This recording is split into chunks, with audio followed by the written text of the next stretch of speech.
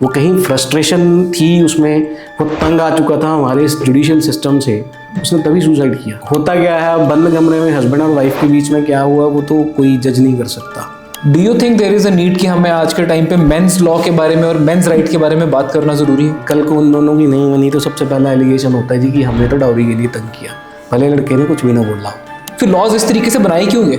Sir laws तो बनाए गए थे उसका बेटर यूज़ करने के लिए, जैसे टेक्नोलॉजी बनाई थी उसका बेटर यूज़ करने के लिए। एक लड़के को फिर क्या पता होना चाहिए जो शादी करने चला हुआ है? आप बताओ ना कि मैट्रिमोनियल में एडवर्टीजमेंट तो तभी दी जाती है अगर कहीं ना कहीं कुछ हैंकी पैंकी होता है। और जो ज्वेलरी का आदान ज्वेलरी तो जो आपने अपनी बहू को दे दी, लड़की के रिश्तेदारों ने दे दी, दोस्तों ने दे दी, वो सारा का सारा स्त्री धन है लड़की का। जिस दिन आपने वो वधू प्रवेश करवा लिया उस दिन से आपका वास्ता खत्म हो गया। जो लड़कियां इस लॉ का मिसयूज करती हैं उनकी लाइफ के बहुत अच्छी निकलती है बाकी की। जहाँ भी मिसयूज हुआ है ना वहाँ पे लीस्ट चांसेस है सेटल करने की। जो फॉल्स मैरिज के प्रोमिसेस पे पड़ते हैं उसके रिगार्डिंग क्या प्रावधान है? आपके फिजिकल रिलेशंस डेवलप हो रहे हैं, इस चीज़ को चलते 4 साल हो गए, 4 साल के बाद जाके आप ये स्लैप कर दो कि भी इसने तो फेक प्रॉमिस किया था, तो ये कितना जेन्युइन है इसका अंदाज़ा आप भी लगा सकते हैं।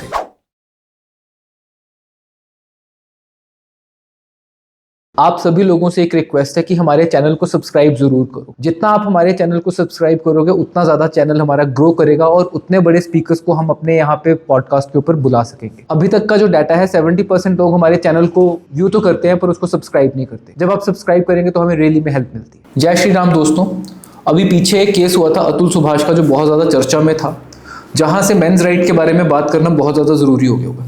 अतुल सुभाष ने अपना सुसाइड किया था और 45 मिनट्स की वीडियो निकाली थी जिसके अंदर उसने अपने रीजंस बताए थे कि कैसे उसके ऊपर डोमेस्टिक वायलेंस के केस, मैट्रिमोनी के मेंटेनेंस के केस थे और उसे 3 करोड़ रुपया मांगा गया था, जिसके अंदर उसने जजेस के ऊपर भी एलिगेशन लगाए थे। इसीलिए मेरे दिमाग में ये बात आई कि हमें इस टॉपिक के ऊपर बात करना बहुत ज़रूरी है और मैंने आनंद शर्मा जी को अपने पास इन्वाइट किया सो डेट हम इस टॉपिक के ऊपर बात कर सकें। बिकॉज मेरा मानना ये है कि आज के ज़माने में जितने लॉज बॉयज़ के अगेंस्ट, मैन के अगेंस्ट एग्जिस्ट करते हैं, अगर उसके बारे में लोगों को पता चल जाए तो रिलेशंस में पड़ने से पहले, शादी करने से पहले वो एक बारी ज़रूर सोचेंगे कि इसकी हमारे लिए इम्प्लीकेशंस क्या हो सकती हैं। आनंद जी को ऊना डिस्ट्रिक्ट कोर्ट्स में काम करते हुए 15 साल हो चुके हैं। इन्होंने वेरिड केसेस देखे हैं। आज उनसे बात करते हैं। आनंद जी बहुत बहुत वेलकम। Thank you. सबसे पहला क्वेश्चन मेरा ये है कि बीइंग अ लॉयर आप डिसाइड कैसे करते हो कि कोई भी केस आपने लेना किस तरीके से? सर हर केस के 2 एस्पेक्ट्स होते हैं। जैसे अगर कोई लड़की की साइड से हमें एंगेज करता है तो उसमें हमें ये देखना होता है पहले कि इसकी स्टोरी क्या है और जो वो चीज़ें बताते हैं वो कहीं ना कहीं हमें ऐसा लगता है कि ये जेन्युइन भी है और नॉन जेन्युइन भी है। कुछ चीज़ें होती हैं जैसे हम एस्केलेट करते हैं। मान लो किसी लड़की का फैमिली का बैकग्राउंड ऐसा है कि उसके जो पेरेंट्स हैं वो बहुत लिमिटेड सोर्सेज के साथ उन्होंने शादी की है, लेकिन वो जब बताते हैं आगे कि भी हमने 20 लाख खर्च कर दिया, 25 लाख कर दिया, तो वहाँ से हम ये चीज़ असेस कर लेते हैं कि इनकी जो स्टोरी है उसमें कितना ट्रुथ है। यही चीज़ लड़के की साइड से होती है। अब ऐसा नहीं है मैट्रिमोनियल डिस्प्यूट्स में कि हमेशा लड़का ही गलत होता है, लड़कियाँ भी गलत होती हैं। कई बार टॉक्सिक पेरेंट्स होते हैं पीछे दोनों साइड, उसकी भी वो होती है। तो सारी जो है चीज़ें इनको मिला के कि क्या किस चीज़ से हमें असेस करना है और कैसे नहीं करना है, कौन सच बोल रहा है, कौन झूठ बोल रहा है, कितना झूठ बोल रहा है, कितना सच बोल रहा है, ये सारी चीज़ें देखनी पड़ती हैं। इसमें ऐसा नहीं है कि आप एक सेट फ्रेमवर्क लेके चलते हो कि वो साइक्लो स्टाइल में कि इसने बोल दिया तो वो सच है। हमें कुछ चीज़ों को ऐड भी करना पड़ता है, कुछ चीज़ों को छोड़ना भी पड़ता है। कई बार इंडिविजुअल काउंसलिंग्स लेनी पड़ती हैं। जैसे लड़की है तो हमें उसे पूछना पड़ता है कि वो प्रैक्टिकली क्या हुआ है तेरे साथ, क्योंकि जो पेरेंट्स नरेट करते हैं आगे, अब किसी की बेटी है उसको मान लो कि एक छोटी सी अल्टरकेशन हुई है तो वो उस चीज़ का भी बवाल मचा देते हैं कि हमारी बेटी को ये बोल दिया, ऐसा बोल दिया, वैसा बोल दिया। तो वो जो पर्सन टू पर्सन वेरी करता है, हर इंसान का अलग अलग व्यू होता है। जैसे कोई आती हैं फीमेल्स आती हैं वो जेन्युइनली बता देती हैं कि ये बात हुई थी, कोई उस चीज़ को एस्केलेट करके बताती हैं। यही जो है वो लड़कों का भी है।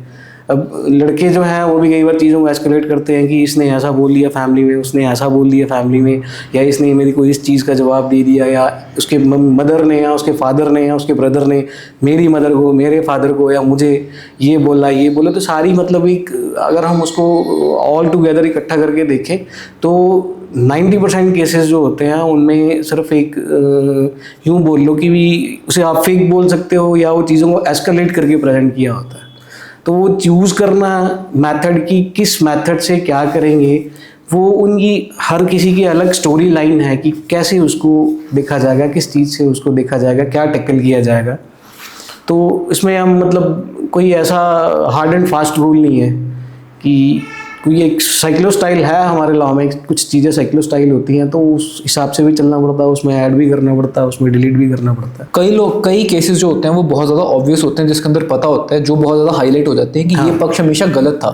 तो एज अ लॉयर आपने कोई लाइन भी ड्रॉ की होती है कि ऐसे केसेस हैं, मैं हाथ नहीं डालूंगा उसके अंदर? सर 2 चीज़ें हैं। मेरा एक सेट मैंने अपना जो मेरा पॉइंट ऑफ व्यू है वो ये है कि मैक्सिमम जो है चीज़ें जो एक्चुअल में हुई हैं उन्हीं के ऊपर चलना है, जो नहीं हुई हैं उनके ऊपर नहीं चलना है। अब होता क्या है, अब बंद कमरे में हस्बैंड और वाइफ के बीच में क्या हुआ वो तो कोई जज नहीं कर सकता, ठीक है। तो ये एक ह्यूमन नेचर होती है कि आके वो बताते हैं मैंने एक लिमिट ड्रॉ कर रखी है, एक लाइन ड्रॉ कर रखी है कि इसको क्रॉस नहीं करना है। जैसे हम लोग ड्राफ्ट करते हैं पिटिशंस या कुछ, तो हम लोग उसमें 2 चीज़ों का बिल्कुल पर्टिकुलर ध्यान रखते हैं कि हमारी प्लेडिंग्स इस तरीके से होनी चाहिए या जो हम केस को प्रेजेंट कर रहे हैं वो इस तरीके से होना चाहिए कि कल को अगर वो पार्टीज इकट्ठा रहना चाहें तो उनमें उनके दिल में ये चीज़ कभी ना आए कि भी मेरे ऊपर ये एलिगेशंस लगा दिए या मेरे ऊपर ये एलिगेशंस लगा दिए। मतलब जस्ट थिएट्रिकलिटी के लिए बातों को इतना नहीं बढ़ा दिया कि वो इररिपेयरेबल डैमेज, स्ट्रेच नहीं करना और उसको इतना ज़्यादा एस्केलेट नहीं करना है कि कल को अगर हस्बैंड एंड वाइफ दोनों इकट्ठे रहना चाहें तो उनको कोई प्रॉब्लम हो रहने में, कल को हस्बैंड के दिमाग में ये ना आए कि वाइफ ने तो मेरे खिलाफ ये मेरा करेक्टर असैसिनेशन कर दिया, मेरी फैमिली को ये बोल दिया। ऐसा नहीं है, मतलब जो एक्चुअल में हुआ है उस पर अगर हम चलें तो 90% चांसेस होते हैं मैटर्स को रिकंसाइल होने के लिए। तो हम मतलब हमारे पार्ट पे, एक लॉयर के पार्ट पे ये चीज़ बहुत जेन्युइनली ये अच्छी होनी चाहिए कि हम चीज़ों को एस्केलेट ना करें। हम लोग सिर्फ जो चीज़ है उसको वहीं रहने दें, उसको मतलब जैसे आग में घी डालते हैं ना, वो वाला काम नहीं करना चाहिए। आज इंटरनेट के ज़माने में एकदम से ये चीज़ें बहुत ज़्यादा सामने निकल के आ रही हैं। पास्ट में इतने केसेस नहीं होते थे जहाँ पे इतनी हाईलाइशन मिलती थी, तो ये एकदम से क्या चेंज हो गया? एक्चुअली जो मैरिजेस हैं हमारे जो कल्चर में, हमारे रिलीजन में, चाहे वो हिंदू हैं, सिख हैं या और भी रिलीजन हैं, सब में इसको एक सेक्रामेंटल टाई की तरह लेते हैं। तो जो पुराने, जैसे हमारे पेरेंट्स थे, आपके पेरेंट्स हैं और सबके पेरेंट्स हैं जो ओल्ड एज में हैं, मतलब 60s में पहुंच चुके हैं या उसको भी क्रॉस कर गए हैं, या जो हमसे जस्ट 10 साल बड़े हैं, आप जैसे कोई 50 ईयर्स का भी है, तो उनका जो पॉइंट ऑफ व्यू है वो थोड़ा डिफरेंट है। वो मैरिज को एक एडजस्टमेंट की तरह लेते हैं और ये वाकई एक एडजस्टमेंट की तरह ही इसको लेना चाहिए, क्योंकि हर चीज़, जो मुझे चीज़ पसंद है वो आपको नहीं होगी, जो आपको पसंद है वो किसी और को नहीं होगी। अब इंटरनेट के ज़माने में यूज़ और मिसयूज़ दोनों हैं। अब जैसे पहले हम लोग इतना सोशल वो नहीं था, किसी को पता नहीं था कि लॉ क्या है, ठीक है, किसकी फेवर में है, और जो फीमेल्स थी वो एडजस्ट करती थी, मेल्स भी एडजस्ट करते थे, ठीक है। जो हमारी मतलब जो सोच थी, हमारा जो ब्रॉडअप था वो इस तरीके से था कि हम चीज़ों को पॉजिटिवली लेके चलते थे। लेकिन आज के टाइम में क्या है, आज के टाइम में एक तो जो कंसेप्ट है नैनो फैमिलीज़ का और माइक्रो फैमिलीज़ का, इन्होंने बहुत ज़्यादा इन चीज़ों को डेटोरेट किया हुआ है। अब लड़कियां ये सोचती हैं कि जो I am the master of the home, जो मैं बोल रही हूँ वही होना चाहिए, ठीक है। और जो हमारा लॉ है, जो लॉ की स्ट्रीम लाइन है, वो भी अब इस तरीके से हो गई है कि जो 90% केसेस में जो लॉ है दे फेवर्स फीमेल्स, और उसमें जो 90% केसेस होते हैं, 100% में से आउट ऑफ 90%, मतलब 100 आउट ऑफ 90 जो केसेस हैं वो नॉन जेन्युइन हम उसे बोल सकते हैं। दो वो फेक नहीं हो सकते, कहीं प्रॉब्लम होगी उनको, पर वो जिस तरीके से वो पोर्ट्रेट करते हैं चीज़ों को वो उतनी प्रॉब्लम नहीं है। तो सोशल मीडिया में हम लोग देखते हैं, और सबसे बड़ा इसका रीज़न ये है कि जो पहले क्या होता था, पहले फैमिलीज इकट्ठी बैठती थी, हम लोग जो थे सोशल, जो हमारा मीडिया था या जो हम टीवी थे, डेली सोप्स थे, इनकी तरफ हमारा ध्यान कम था। लेकिन अब क्या है, अब जो हम सीरियल्स में देखते हैं जो उस तरीके से पोर्ट्रेट करते हैं, आगे जो देखने वाले हैं वो भी उसको अडॉप्ट करते हैं, और उस चीज़ को जब हम अडॉप्ट कर लेते हैं तो हम उन चीज़ों को एस्केलेट करते हैं कि तूने मेरे को ऐसा क्यों बोल दिया है, तूने मुझे ऐसा क्यों बोल दिया। इन चीज़ों से जो है सोशल मीडिया तो बहुत इसके बेनिफिट्स भी हैं और इसके नेगेटिव इफेक्ट्स ज़्यादा हैं, ठीक है। तो जो हम देखते हैं हम वही चीज़ करते हैं, और मैक्सिमम केसेस में जो फीमेल्स हैं वो यही चीज़ करती हैं। उनको लगता है कि शायद जो उसमें दिखाया जा रहा है वो बहुत सच है। Do you think there is a need कि हमें आज के टाइम पे मेंस लॉ के बारे में और मेंस राइट के बारे में बात करना ज़रूरी है? Yes, exactly. उसके दो कारण हैं। एक तो ये कि जो अल्टीमेट सफरर है वो मैन ही है, ठीक है। अब मेरी शादी हुई है, आपकी हुई है, 50 लोगों की हुई है, मुझे अपनी फैमिली भी देखनी है, अपने पेरेंट्स भी देखने हैं, अपनी वाइफ को भी देखना है, और कहीं ना कहीं अपनी सिस्टर को भी देखना है, बाकी इन सब चीज़ों को देखना है। लेकिन अल्टीमेटली क्या होता है, अगर कहीं मैरिटल डिस्कॉर्ड हो जाता है, इन केस वो किसी की भी वजह से है, हस्बैंड की तरफ से है, वाइफ की तरफ से है, या हमारे टॉक्सिक पेरेंट्स की तरफ से है, या कोई और रीज़न हो सकता है, कोई मेरा पास्ट हो सकता है, लड़के का पास्ट हो सकता है, किसी लड़की का पास्ट हो सकता है, कुछ भी होता है, जो अल्टीमेट सफरर है वो हस्बैंड है, वो मैन है, वो फादर है। अब देखो होता क्या है लॉ में, ईच एंड एवरी केस में देखेंगे, ठीक है, लड़के की against since from the beginning, मतलब जिस दिन वो शादी करने की सोचता है उस दिन से पूरा कानून उसके अगेंस्ट है, पूरा का पूरा कानून पूरा उसके अगेंस्ट है जिस दिन वो शादी करने की सोच लेता है। अब 498 एक सिंपल मैरिज हुई, मंदिर में शादी होगी, लड़का और लड़की बैठे, दोनों के पेरेंट्स बैठे, जो रीति रिवाज थे वो किए, शादी होगी। कल को उन दोनों की नहीं बनी तो सबसे पहला एलिगेशन होता है जी कि हमने तो डाउरी के लिए तंग किया, भले लड़के ने कुछ भी ना बोला हो, ठीक है। अब उस चीज़ को प्रूव करने के लिए कोई सेट स्टैंडर्ड तो है नहीं, सिर्फ ऑरल एविडेंस है, जो लड़की ने बोल दिया, लड़की के पेरेंट्स ने बोल दिया, या दो गवाह और कहीं से ले आए उन्होंने बोल दिया, ठीक है। उसके बाद आ जाती है एलिमनी की बात, चाहे वो इंटरिम मेंटेनेंस है, परमानेंट एलिमनी है, उसमें भी सफरर कौन है, हस्बैंड है। कोई लॉ ये नहीं देखता है कि क्या ज़रूरत है, लड़की की कितनी गलती है, ठीक है। वहाँ पे जज करने के लिए सिर्फ जो एक फीमेल ने बोल दिया, जो एक वाइफ ने बोल दिया, वो एक उसे हम कटु सत्य जिसे बोलते हैं कि वो एक कटु सत्य है कि कोर्ट उसको एज इट इज़ मान लेता है 90% केसेस में। 10% चांसेस होते हैं जहाँ पे अगर हम इन होल ओवरव्यू उसका देखें तो कहीं कोर्ट को ये फील होता है कि भी नहीं ये जेन्युइन नहीं है। तो जिसकी आपने अभी बात की है टेकी की, जिसने सुसाइड किया, उसके केस में भी यही है कि चीज़ों को आप इतना ज़्यादा इतने गंदे तरीके से पोर्ट्रेट करो। अब लड़के के पास क्या है, कल को कोई प्रॉब्लम हो जाती है, वाइफ तंग कर रही है, लड़के के पास क्या है, कुछ भी नहीं है। तो इसका मतलब हम लोग जो ये बातें सुनते हैं अपने फ्रेंड्स से, दोस्तों से या सराउंडिंग्स में कि किसी ने अपना डाइवोर्स लेना था और वो जब वकील के पास गया तो वकील ने उसको पहले ये बात कह दी कि बॉस तू कुछ नहीं कर सकता, एक भी लॉ तेरे साथ नहीं है, इस चीज़ को भूल जा, वो सच है क्या? बिल्कुल सच है। अब आप बताओ, लड़के के पास तो कोई ऑप्शन नहीं है, मान लो कोई दो पार्टीज हैं ए और बी, उनमें आपस में नहीं बनती है, तो जो ए है वो चाहता है कि मैं अपनी मैरिज को डिसॉल्व करवा लूँ, ठीक है, वो एक हमारे पास आता है। तो व्हाट वी से, हम भी यही बोलते हैं कि भाई देख, सुख शांति से अगर निपटता है तो निपटा ले, कोर्ट में धक्के खाएगा, ठीक है, कोई नहीं सुनेगा, खर्चा तुझे देना पड़ेगा। ये पेट डायलॉग्स हैं जो हम लोग बोलते हैं कि कोर्ट में धक्के खाने पड़ेंगे, खर्चा भी देना पड़ेगा, ठीक है, 50 केस झेल लेगा, टाइम ख़राब होगा, हरासमेंट होगी, ह्यूमिलेशन होगी, उसके बाद अल्टीमेटली 10 साल के बाद फिर तेरे को एक परमानेंट एलिमनी में उसको एक सेट अमाउंट देना पड़ेगा। तो बेटर है कि इन चीज़ों को शुरू होने से पहले अगर बैठ के सेटल डाउन कर लें। और ये फैक्ट है, लॉ में कुछ नहीं है ऐसा, कल को लड़की सुसाइड कर लेती है, उसका रीज़न कोई भी है, even she is suffering from mental disorder, उसको कोई साइकिक प्रॉब्लम है, साइकेट्रिक इश्यूज़ हैं, कोई उसका पास्ट उसको तंग कर रहा है, या कोई भी उसकी ऐसी प्रॉब्लम है जिससे उसने सुसाइड कमिट किया। अल्टीमेटली क्या होता है कि जो FIRs रजिस्टर होती हैं हस्बैंड के खिलाफ, हस्बैंड के पेरेंट्स के खिलाफ, ठीक है, डाउरी के केसेस में, डाउरी डिमांड में हस्बैंड के खिलाफ, हस्बैंड के पेरेंट्स के खिलाफ, उसकी मैरिड सिस्टर्स के खिलाफ, पड़ोसियों के खिलाफ भी, चाचे जो हैं उसके कज़न्स हैं, सबके खिलाफ हो जाती है।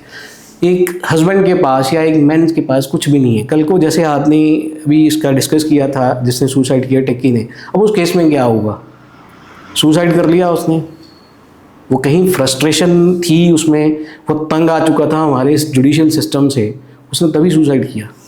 अब सुसाइड करने के बाद भी FIR रजिस्टर करवाने के लिए एजिटेट करना पड़ा। ये चीज़ फीमेल साइड में नहीं है।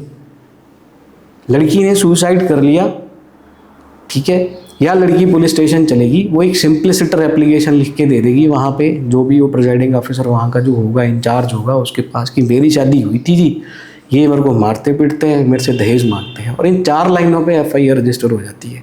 लेकिन अगर हम दूसरी तरफ जाएँ, हस्बैंड की तरफ जाएँ, ठीक है, और हस्बैंड सुसाइड कर ले, तो उसके पेरेंट्स को या उसके फ्रेंड्स को, उसकी फैमिली को एड़ी चोटी का जोर लगाना पड़ता है FIR रजिस्टर करवाने के लिए। और उन केसेस में इन्वेस्टिगेशन भी फेयर नहीं होती।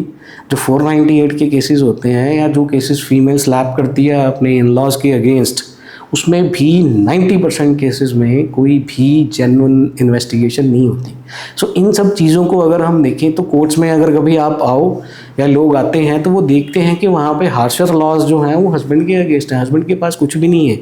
अब मेरे ही एक केस में आपको बताता हूँ, हस्बैंड की गवर्नमेंट, हिमाचल गवर्नमेंट में वो एम्प्लॉई है, कॉन्ट्रेक्चुअल एम्प्लॉई है, 12,600 रुपये उसको मिलता है और 9,000 रुपया उसको कोर्ट ने मेंटेनेंस स्लैब की है, वो भी इंटरिम है अभी फाइनल। तो उस केस में बताओ कि वो 9,000 रुपये 12,600 में से वो 9,000 तो वाइफ को देगा, वो 3,600 रुपये में खुद भी सर्वाइव करेगा, अपने बूढ़े माँ बाप को भी देखेगा। तो कहाँ का जेन्युइन है?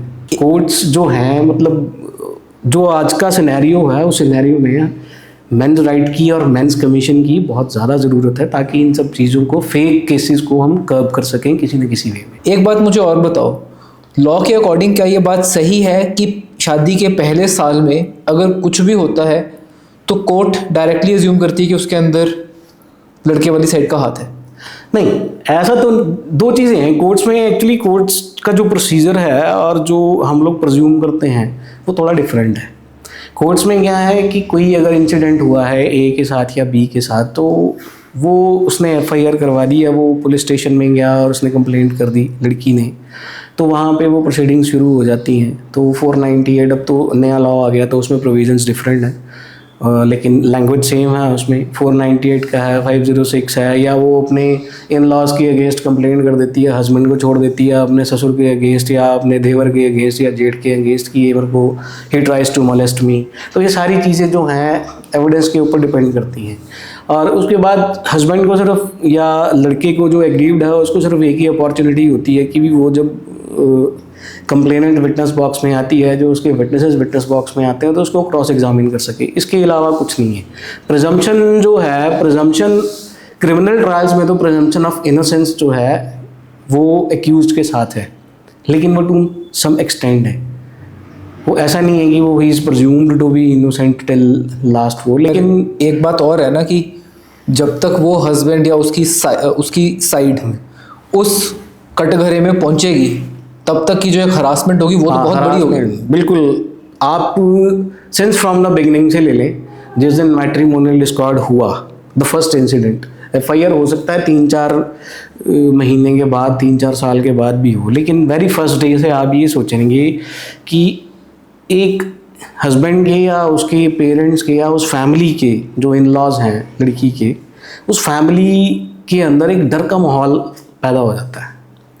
अब किसी गलत चीज़ को वो ऑब्जेक्ट भी करना चाहें तो वो नहीं कर पाते, सिर्फ इसलिए नहीं कर पाते क्योंकि जो आज का सिनेरियो है उसमें उनको पता है, वो चाहे मदर इन लॉ है या चाहे वो उसके फादर इन लॉ है, कि अल्टीमेटली सफ़रर हम ही होंगे और हमें सफ़र करना पड़ेगा, हमारे बेटे को सफ़र करना पड़ेगा, चाहे उनकी बहू जितनी मर्जी गलत है। सिंस फ्रॉम बिगिनिंग से, फर्स्ट डे से आप ट्रॉमा झेलेंगे। आपकी जो लड़के के इन लॉज हैं वो उसको प्रेशराइज करेंगे, आपको धमकियाँ मिलनी शुरू हो जाएंगी कि हम तेरे खिलाफ़ कंप्लेंट करेंगे, हम तेरे को ये करेंगे। फिर क्या होता है कि वो पंचायत को लेके आपके घर आएंगे। अब उससे क्या होता है, कुछ भी नहीं हुआ, आपने कुछ किया भी नहीं है, लेकिन फिर भी आपकी जो फैमिली की रेपुटेशन है वो शैटर होगी। पर एक बात बताओ, लेट्स से अगर एक लड़के के ऊपर केस पड़ गया and he is of strong willed character, उसने कुछ गलत नहीं किया हुआ, उसके अगेंस्ट जो एविडेंस है वो सारे के सारे मेड अप हैं, एंड देन ही डिसाइड्स कि यार केस तो मेरे अगेंस्ट बनता नहीं है, प्रूफ मेरे अगेंस्ट है नहीं, किया मैंने कुछ गलत है नहीं, I am an ideal husband जो होना चाहिए, फिर भी मेरे ऊपर केस पड़ा हुआ है। क्या ऐसा भी टाइम आता है कि जहाँ पर जाके लॉ उसके साथ हो जाता है and then he has a firm footing? आप हैरान होंगे, एक सुप्रीम कोर्ट की जजमेंट है और एक अपने Punjab and Haryana high court की भी जजमेंट है, वो मेंटेनेंस पे ही है। तो उन दोनों जजमेंट्स में एपेक्स कोर्ट ने क्या बोला, और मतलब सुनने में भी बड़ा अजीब लगता है कि वाइफ अर्निंग है, नहीं है, it is of no consequence. Husband की मॉरल ड्यूटी है वाइफ को मेंटेन करना। वो डिसेबल्ड है, वो अनएम्प्लॉयड है, वो चोरी करे, वो डाका डाले, वो कुछ भी करे, बैंक लूटे, लेकिन उसको अपनी वाइफ को पैसे देने पड़ेंगे। अब आप इस चीज़ को आप यहाँ से जज कर सकते हैं कि लॉ कितना की जो है हस्बैंड के साथ, या जो एक्चुअल में एग्रीव्ड है, जो फैमिली है, लड़का है, उसकी फैमिली है, उसके साथ कितना की साथ होगा। और ये प्रेसिडेंट्स हैं जिनको आज भी मेंटेनेंस के उसमें केसेस में फॉलो करती हैं कोर्ट्स, कि उस केस में ऐसा हुआ था। ये जो हम लोग डिस्कशन कर रहे हैं आनंद जी के साथ, ये अंदर की बातें हैं जो आपको कोई बाहर नहीं बताएगा। अगर आप लड़के हो, बॉयफ्रेंड हो, गर्लफ्रेंड हो, लिव इन रिलेशन में रह रहे हो, शादी करने के लिए तैयार हो रहे हो, टॉक्स में हो, किसी मैट्रिमोनियल वेबसाइट के अंदर लड़की से बात करने की कोशिश कर रहे हो, बार में किसी के साथ हुकअप कर रहे हो, डिस्को में किसी को मिल रहे हो, आई जस्ट सजेस्ट कि इस सारी की सारी डिस्कशन को बड़े ध्यान से सुनो, बिकॉज जिस टाइम पे आप उस कंडीशन में होते हो यू डोंट अंडरस्टैंड कि इन सारी चीज़ों की इम्प्लीकेशंस क्या है, and that is what we are trying to cover here. But my question is, फिर लॉज इस तरीके से बनाए क्यों गए? सर लॉज तो बनाए गए थे उसका बेटर यूज़ करने के लिए, जैसे टेक्नोलॉजी बनाई थी उसका बेटर यूज़ करने के लिए. अब किसी ने सोचा थोड़ी था कि आर्टिफिशियल इंटेलिजेंस आएगी तो उसको एक ठगी का सोर्स बनाएंगे. तो वैसे ये लॉ था, जब लॉ को लाया गया, इसको बनाया, इसको ड्राफ्ट किया, तो उसके प्रोज एंड कॉन्स जो उस टाइम की सिचुएशन थी उस हिसाब से ड्राफ्ट किया था. लेकिन जो मान लो आईपीसी थी जब वो बनी, उसके बाद उसमें सब्सिक्वेंट अमेंडमेंट्स हुई, उस टाइम क्या सिचुएशन थी फीमेल्स की, वो उस तरीके से लॉ को ड्राफ्ट किया गया था. लेकिन आज के सिनेरियो में उसकी इंटरप्रिटेशन बिल्कुल चेंज हो गई है. अब जैसे आपने मैट्रिमोनियल वेबसाइट्स का नाम लिया ना, तो मैट्रिमोनियल वेबसाइट्स में भी एक स्कैम है. आपने सुना भी होगा, आपने न्यूज़पेपर्स में पढ़ा भी होगा, शायद कहीं यूट्यूब में या फेसबुक पे, इंस्टाग्राम्स पे कोई ऐसी रील्स भी देखी होगी कि जिसमें जैसे बोलते हैं कि राजस्थान में मैक्सिमम होता है, मध्य प्रदेश, राजस्थान वगैरह में, कि एक लड़की मैट्रिमोनियल के थ्रू मिलती है, फिर वो शादी करती है, उसके बाद वो शादी के दूसरे तीसरे दिन चौथे दिन वो सारे अपने जो ऑर्नामेंट्स वगैरह हैं उठा के भाग जाती है, वो लड़की को भी मिलती नहीं है दोबारा. वही चीज़ फिर वो दूसरे किसी और के साथ होती है, फिर तीसरे किसी और के साथ होती है. तो ये सब चीज़ें जो हैं, ये सब चीज़ें बेसिकली मिसयूज़ है. अब इन केस मान लो वो चली भी गई, ढूंढ लिया, ठीक है, तो वो क्या करेगी, वो 2 लाइनों की एप्लीकेशन देगी, तो जिसके खिलाफ, जिसका वो सामान लेके या गोल्ड लेके वो गई है, जिसको वो ड्यूप करके गई है शादी के नाम पे, ठीक है, वो तो एक अनवारंटेड लिटिगेशन में फंस गया, उसको तो वो केसेस को झेलना पड़ेगा. अब जो पब्स हैं, डिस्क्स हैं, जो बेसिकली जो लॉ है ना, वो एक एज अ वेपन यूज़ हो रहा है आजकल, ठीक है. तो वो वेपन में क्या है कि 354 आईपीसी है, ठीक है, उसमें अब तो अमेंडमेंट्स होगी, उसमें जैसे वॉयरिज्म, स्टॉकिंग, ये वो.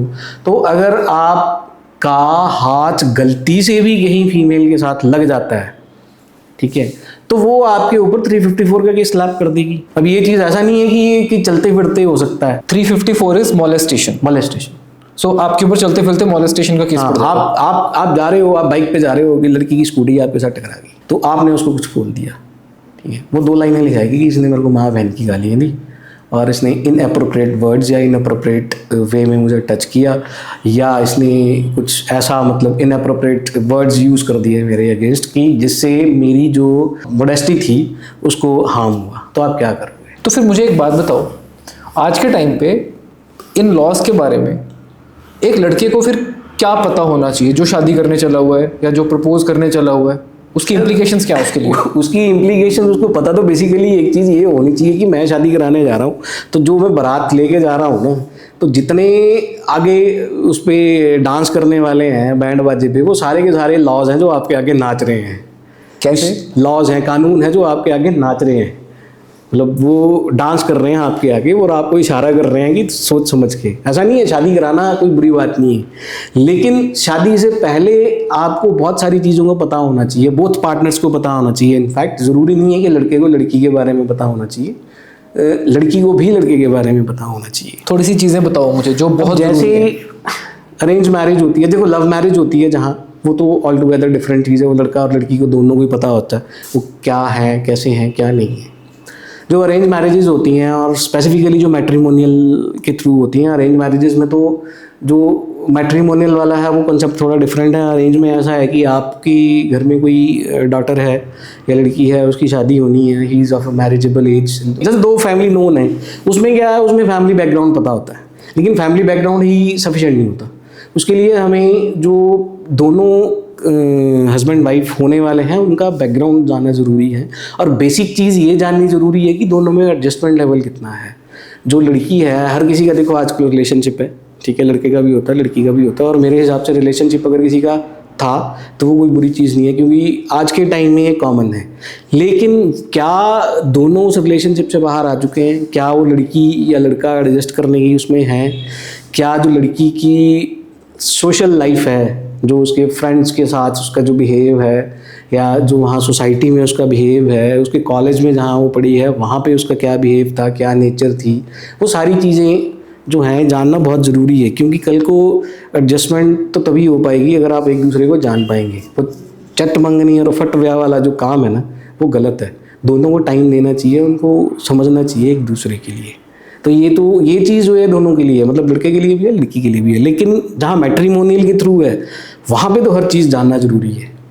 आप बताओ ना कि मैट्रिमोनियल में एडवर्टीजमेंट तो तभी दी जाती है अगर कहीं ना कहीं कुछ हैंकी पैंकी होता है, ठीक है। तो उसमें पूरे एंटीसीडेंट्स फैमिली के, लड़की के ब्रदर्स के अगर उसके हैं, उसके सिस्टर्स के, उनकी सिस्टर्स की शादी कहाँ हुई है, उसके पेरेंट्स की कहाँ शादी हुई है, ठीक है, और उनका क्या बैकग्राउंड है, जहाँ वो रहते हैं, कब से रह रहे हैं, पहले कहाँ रह के आए थे, क्यों छोड़ के आए, ये सारी चीज़ें गैदर करना मैट्रिमोनियल केसेस में ज़रूरी है। ये तो एक जनरल सेफ्टी मेजर्स हो गए जो हम लोग पहले ले सकते हैं। अगर हम लोग वो मेजर्स नहीं लेते, एक लड़का है वो प्रपोज करने वाला है, उसकी शादी होगी, फेरे होंगे, जो भी उनका गिफ्ट्स का आदान प्रदान होगा, चाहे वो डॉरी होगी चाहे नहीं होगी, लड़की घर में आएगी, घर के अंदर आएगी, उसकी ननद होगी, हो सकता है और फैमिली के मेंबर्स होंगे, हो सकता है पेरेंट्स साथ में रह रहे होंगे, हो सकता है बच्चे होंगे। अब ऐसे में लड़के को क्या बातें पता होनी चाहिए कि मेरे कौन कौन से एक्ट से मेरे ऊपर कौन कौन से केस पड़ सकते हैं बाद में बड़े इजीली। पहले तो जिस दिन एंगेजमेंट होती है उससे शुरू करते हैं। हमारा एक लॉ है डायरी प्रोहिबिशन एक्ट, उसमें शायद सेक्शन 4 है, आई डोंट एग्जैक्टली रिमेंबर नहीं है मुझे, 3 या सेक्शन 3 या 4 है।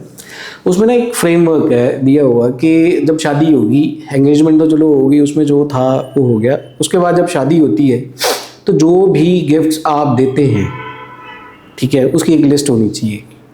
और जो पेमेंट्स हम लोग शादी की करते हैं वो रैदर वो अकाउंट्स में, हाँ, कैश की जगह पे वो किसी चेक्स के थ्रू या डीडी के थ्रू या अकाउंट ट्रांसफ़र होने चाहिए ताकि आपके पास कोई लीगल प्रूफ हो, ठीक है। ये तो एक आ गया जिसे हम बोलते हैं कि जो लॉ की रिक्वायरमेंट है।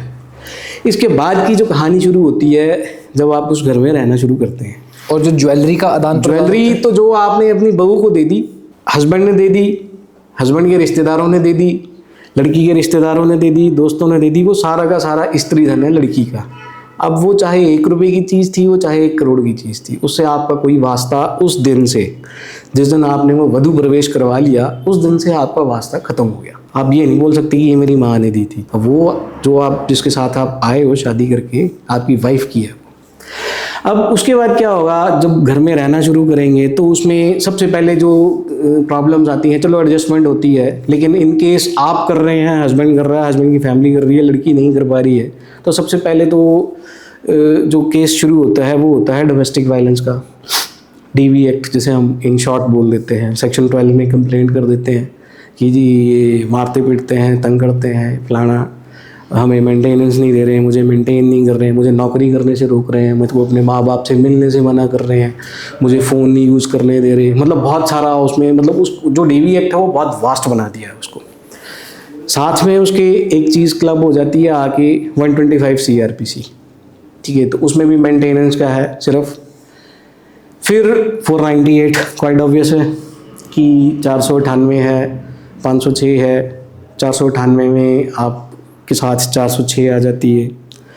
तो जो अब जिस स्त्री धन की मैं आपको बात कर रहा था, तो 406 में वो पूरा कवर हो जाता है, the belongings of your wife, miss appropriation, और ये सारा, ये तो बेसिक चीज़ें हैं जो होती हैं, जिसे हम बोलते हैं कि it is a matter of routine for lawyers, क्योंकि ये डेली का काम है, कोई ना कोई FIR होती है। इसके अलावा ये सब चीज़ें नहीं हुई, इन सपोज अब ग्रज है, अब लड़की बोलती है कि मैंने अपने हस्बैंड के साथ ग्रज नहीं लेना, या ठीक है उसकी हस्बैंड के साथ तो बन रही है, माँ बाप के साथ नहीं बन रही, तो वो अपने फादर इन लॉ के अगेंस्ट करा देगी कंप्लेंट। किस तरह की? मोलेस्टेशन की, जी इसने तो, मैं नहा रही थी, इसने दरवाज़ा खोला और he try to molest me, he try to touch me, ठीक है, या ये गंदी नज़र से मुझे देखता है, या ये गंदे गंदे इशारे करते हैं।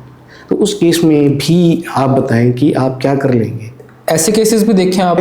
मैंने देखे हैं, और मेरी 15 साल की प्रैक्टिस में मैंने ये केसेस देखे हैं। मैं नाम तो नहीं लूँगा पार्टीज़ का, लोकल थे यहाँ, बडाला से है, एक पार्टी थी, उसमें जो ऑल दो मैं लड़की की तरफ से था, लेकिन उसमें जो स्टोरी नरेट की थी मेरे पास उसने, तो वो देखने के बाद और जब कोर्ट में मैंने प्रोसीडिंग्स वगैरह देखी, तो मुझे ये 100% यकीन हो गया था कि शी इज़ लाइंग, तो झूठ बोल रही है।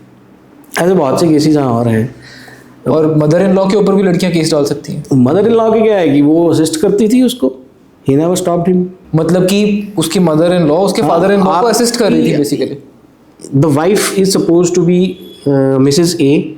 मिसेस ए ने कंप्लेंट कर दी है मिस्टर सी के खिलाफ कि ये मेरा ससुर है और मतलब ये सब हरकतें गंदगी मेरे साथ करता है, ठीक है। और मैंने कई बार ऑब्जेक्ट किया और मैंने ये चीज़ अपने वाइफ को उसको भी बताई, मदर इन लॉ को भी बताई, सिस्टर इन लॉ को भी बताई, मैंने अपने हस्बैंड से भी बात की, वो बाहर रहते हैं, ठीक है। तो मेरी बात पे किसी ने विश्वास नहीं किया और जो रैदर मदर इन लॉ है वो उसको प्रोवोक करती है ये सब चीज़ें करने के लिए। आपने ऐसे केसेस भी देखे हैं जहाँ पे घर के छोटे बच्चों के ऊपर भी केसेस रजिस्टर हुए हैं? नहीं, माइनर्स के ऊपर तो नहीं हुए, बट अगर ये है कि जहाँ पे आप झूठ बोलने पे उतर ही आए हो तो वहाँ पे तो कुछ भी हो सकता है, पॉसिबल है। वहाँ पे अब 16-17 साल के बच्चे के खिलाफ आप कंप्लेंट करने में क्या जाता है?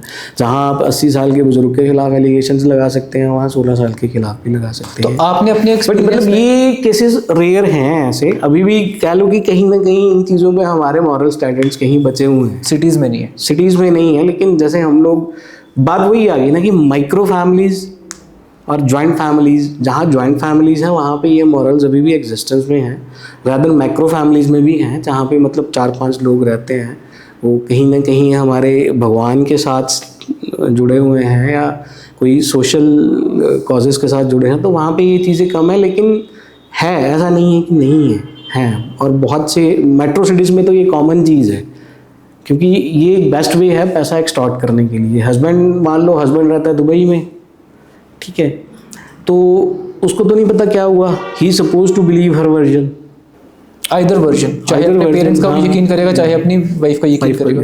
अब उसके पास कोई ऑप्शन नहीं है ना, तो अल्टीमेटली जो कल को डिवोर्स होता है या वो सेपरेट होते हैं तो पैसा तो कौन दे रहा है? जो मेंटेनेंस पे करेगा वो तो वही करेगा ना। तो ये सब चीज़ें हैं, एग्जिस्टेंस में हैं और रेयर केसेस में हैं, लेकिन हैं। मैंने एक केस देखा हुआ जहाँ पे एक लड़के ने अपने घर के अंदर 1-1 इंच के ऊपर CCTV कैमरास लगा दिए हुए थे। कितना वैलिड था वो? तो वैलिड ऐसा है कि आप अपने बेडरूम में तो नहीं लगा सकते, ड्राइंग रूम में लगा सकते हैं, या आप लोग जहाँ आपका बोल लो उसे स्टोर बोल लो या कॉमन रूम बोल लो, जहाँ पे आप सभी अपनी बिलोंगिंग्स वगैरह रखते हैं, बेसिकली जो हल्का सा भी पब्लिक एरिया है, हाँ, जहाँ मतलब पब्लिक एरिया है, जहाँ पे सभी का एक्सेस है, वहाँ तो लगा सकते हो। बाकी आप बेडरूम वगैरह में तो नहीं लगा सकते, बिकॉज वो तो आपकी प्राइवेसी इन्फ्रिंज होगी ना। आप अपने पेरेंट्स के नहीं लगा सकते, अपने में नहीं लगा सकते, आप हाँ किचन में लगा सकते हैं, ठीक है। आपका जो लिविंग एरिया है बाहर, जिसे हम ड्राइंग रूम कम डाइनिंग बोलते हैं, वहाँ लगा सकते हैं, लॉबीज़ में लगा सकते हैं। बट अगर हम ये सोचें कि घर के अंदर बेडरूम्स में, और वो तो पॉसिबल नहीं है और वो उसको लॉ भी परमिट नहीं करता, ठीक है, लेकिन लगाने से भी कुछ सच नहीं है। इनकेस मान लो अगर लगा भी देते हो, वो आपका DVR ही उठा के ले जाए तो आप क्या करोगे? आजकल जो लड़के एक रिलेशनशिप्स में चलते हैं, बॉयज़ एंड गर्ल्स, उनके लिए लॉ क्या कहता है? रिलेशनशिप 2 तरीके के हैं। एक तो लिव इन रिलेशनशिप है। लिव इन रिलेशनशिप में सिर्फ एक ही बेसिक डिफरेंस है कि जो फीमेल है, she is not considered as a legally wedded wife, but उसके राइट्स जो हैं वो वाइफ को जो हैं वो उसके भी हैं। अभी रिसेंटली 2016 में, 13 में, 10 में, 19 में भी, 19 या 20 में एग्जैक्टली रिमेंबर नहीं है, सुप्रीम कोर्ट ने भी यही बोला है कि she is entitled for maintenance, तो she is entitled for each and every benefit. But ये चीज़ डिसाइड कैसे होगी कि वो लोग लिव इन रिलेशनशिप? उसके लिए कंसिडरेबल टाइम चाहिए आपका दोनों का इकट्ठे रहने का, और उसमें एक बेसिक इंग्रेडिएंट सिर्फ यही है कि आप दोनों as a husband wife portray कर रहे हैं अपने आप को सोसाइटी के आगे। मान लीजिए आप 2 साल मतलब रह रहे हैं साथ में रह रहे हैं। रहने का मतलब ये नहीं कि 2-4 दिन रहे और हो गया। रहने के लिए कंसिडरेबल टाइम, मतलब आप 1 साल से एक फ्लैट में रह रहे हैं और आप एक as a husband and wife अपने आप को पोर्ट्रे कर रहे हैं सोसाइटी के आगे। जो आपके आसपास के पड़ोस वाले हैं वो आपको as a husband and wife treat करते हैं, देखते हैं, आपका relationship as a husband and wife का है, वहाँ पे है। लेकिन लिव इन रिलेशनशिप जो है ये मोर डेंजरस है शादी कराने से। वो कैसे? उसमें एक स्टेटस है आपका कि वो वाइफ है आपकी, लीगली वेडेड वाइफ है। उसमें एक तो वो स्टेटस नहीं है लीगली वेडेड वाइफ का। दूसरा, वो हो सकता है पहले लिव इन रिलेशनशिप में किसी और के साथ रहे हो। अब जो चीज़ें आपके साथ हो रही हैं वो चीज़ें उनके साथ पहले करके आई हूँ, वो या उनका मोटिव ही ये है, ठीक है ना। तो उन चीज़ों में जो लॉ है वो भी हमें थोड़ा टिल्टेड आई से देखता है।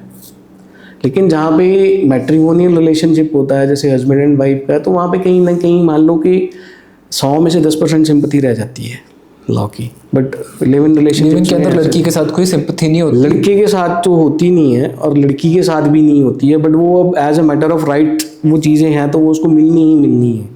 ओके। वो बोथ वेज में है, मतलब हस्बैंड वाइफ में भी है और लिव इन में भी है। जस्ट जब किसी की शादी होती है तो आपने अपने एक्सपीरियंस में लॉ को कितना एक्सट्रीम जाते हुए देखा हुआ है लड़कों के खिलाफ?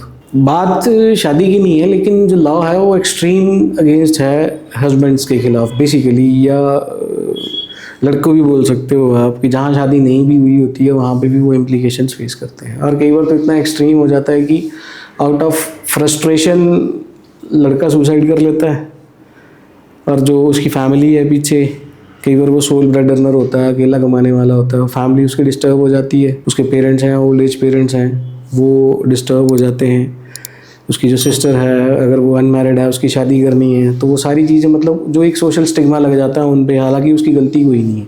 अब आप एक्सट्रीम अगर लॉ देखेंगे आप कि कितना एक्सट्रीम हो जाता है, तो एक सुप्रीम कोर्ट ने दिल्ली हाई कोर्ट की है शायद वो, उसमें क्या था कि लड़का जो था वो हैंडीकैप था, शादी से पहले वो ठीक था और शादी हुई उसकी, सब कुछ ठीक चलता रहा। शादी के बाद क्या हुआ, एक एक्सीडेंट हुआ और उसके साथ दोनों टांगें चली गई।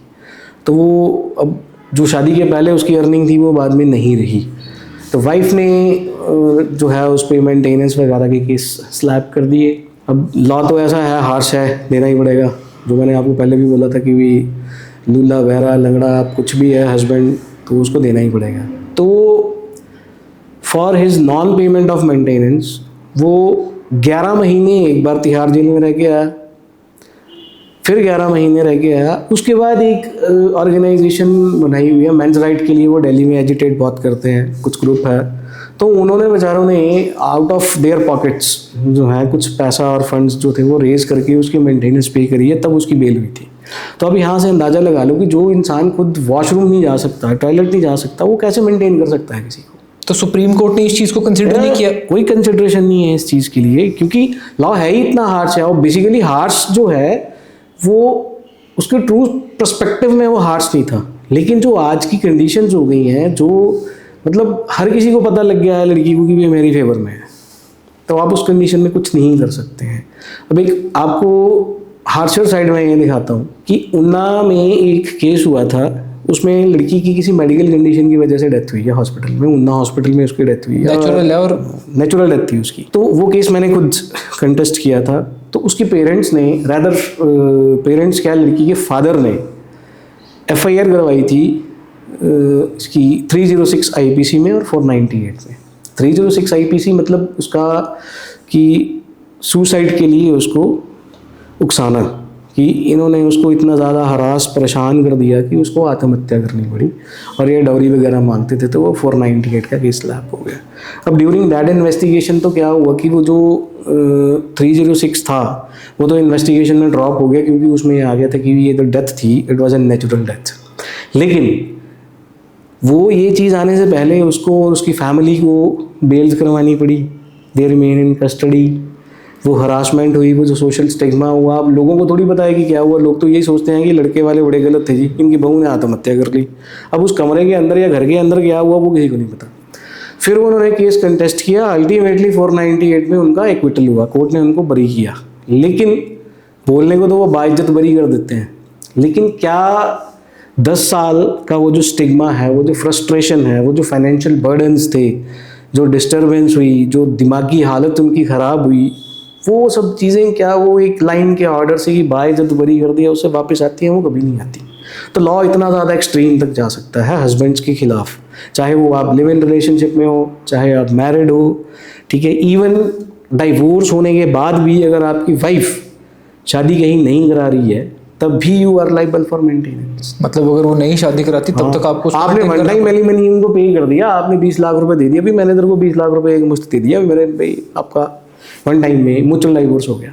वो 4-5 साल के बाद बोले यार 20 लाख रुपए आवाज इनसफिशिएंट, मेरे को ये मेडिकल कंडीशन हो गई है, मेरा तो पैसा वहाँ लग गया, चाहे हुई है नहीं हुई है, या क्या कंडीशन थी क्या नहीं थी वो तो उसको पता होगा, ठीक है। लेकिन आप एक दोबारा से एक अनवारंटेड सेट ऑफ लिटिगेशन में आ गए, एलिमोनी देने के बाद भी परमानेंट एलिमनी देने के बाद भी, चाहे आपकी दोबारा से शादी हो चुकी है, आपको अगर मेरी हो गई है, हस्बैंड की हो गई है, it is of no consequence, wife की नहीं होनी चाहिए दोबारा। This is law. अब ये कहाँ का लॉ है? मैंने एक मतलब लड़के ने या एक हस्बैंड ने अपनी वाइफ को उसके फ्यूचर के लिए या सब कुछ देख के एक सेट अमाउंट उसको पे किया, मे बी वो 15 लाख था, 15 लाख रुपीज़ उसने एक परमानेंट एलिमनी दे दी।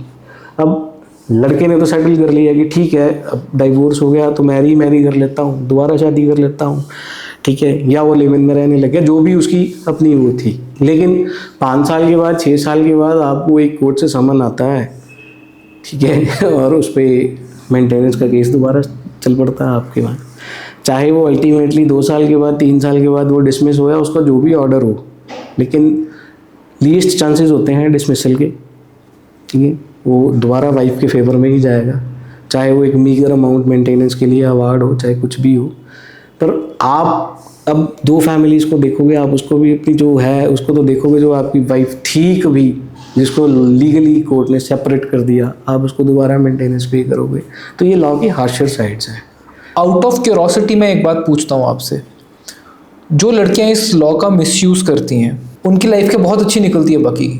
देखो, भगवान से डरना चाहिए, शायद मैं डरता हूँ, आप भी डरते हैं, लेकिन ये जो मिसयूज़ वाले होते हैं ना, misuse in the sense, misuse भी नहीं बोल सकते उसको, इन लड़कियों की लाइफ सेटल हो जाती है आगे जाके? नहीं, जहाँ पे मिसयूज़ हुआ है ना वहाँ पे लीस्ट चांसेस है सेटल करने की।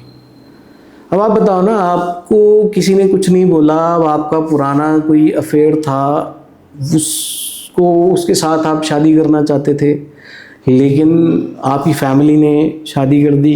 अब आपने तो अपनी फैमिली के कहे पे शादी कर ली, लेकिन जिससे शादी हुई है उसकी तो लाइफ ख़राब हो गई। अब आप उसके ऊपर अपने पहले वाले अफेयर को चलाने के लिए आप उसके ऊपर 498 का या मेंटेनेंस के केसेस को स्लैप कर देते हो। अल्टीमेटली आप फिर डिवोर्स लेते हो, म्यूचुअल डिवोर्स, और आप शादी को डिज़ोल्व करके उससे एलिमनी लेके दोबारा उसके साथ शादी कर लेते हो, रहने लग जाते हो। या कई केसेस में ऐसा होता है कि शादी करनी नहीं है, ठीक है, और परेशान भी करना है हस्बैंड को, उसकी फैमिली को, मेंटेनेंस भी लेते रहना है, डिवोर्स भी नहीं देना है। तो सारी चीज़ें जो हैं ऐसे ही चलती हैं। और ये एक केस नहीं है, ये मतलब अगर आप किसी कोर्ट में अपीयर हो रहे हो तो वहाँ पे 100 केसेस मैट्रिमोनियल के लगे हैं, तो आउट ऑफ 190 केसेस जो होते हैं 85 to 90 केसेस ऐसे ही होते हैं। पर मेरा क्वेश्चन पूछने का रीज़न कुछ और है।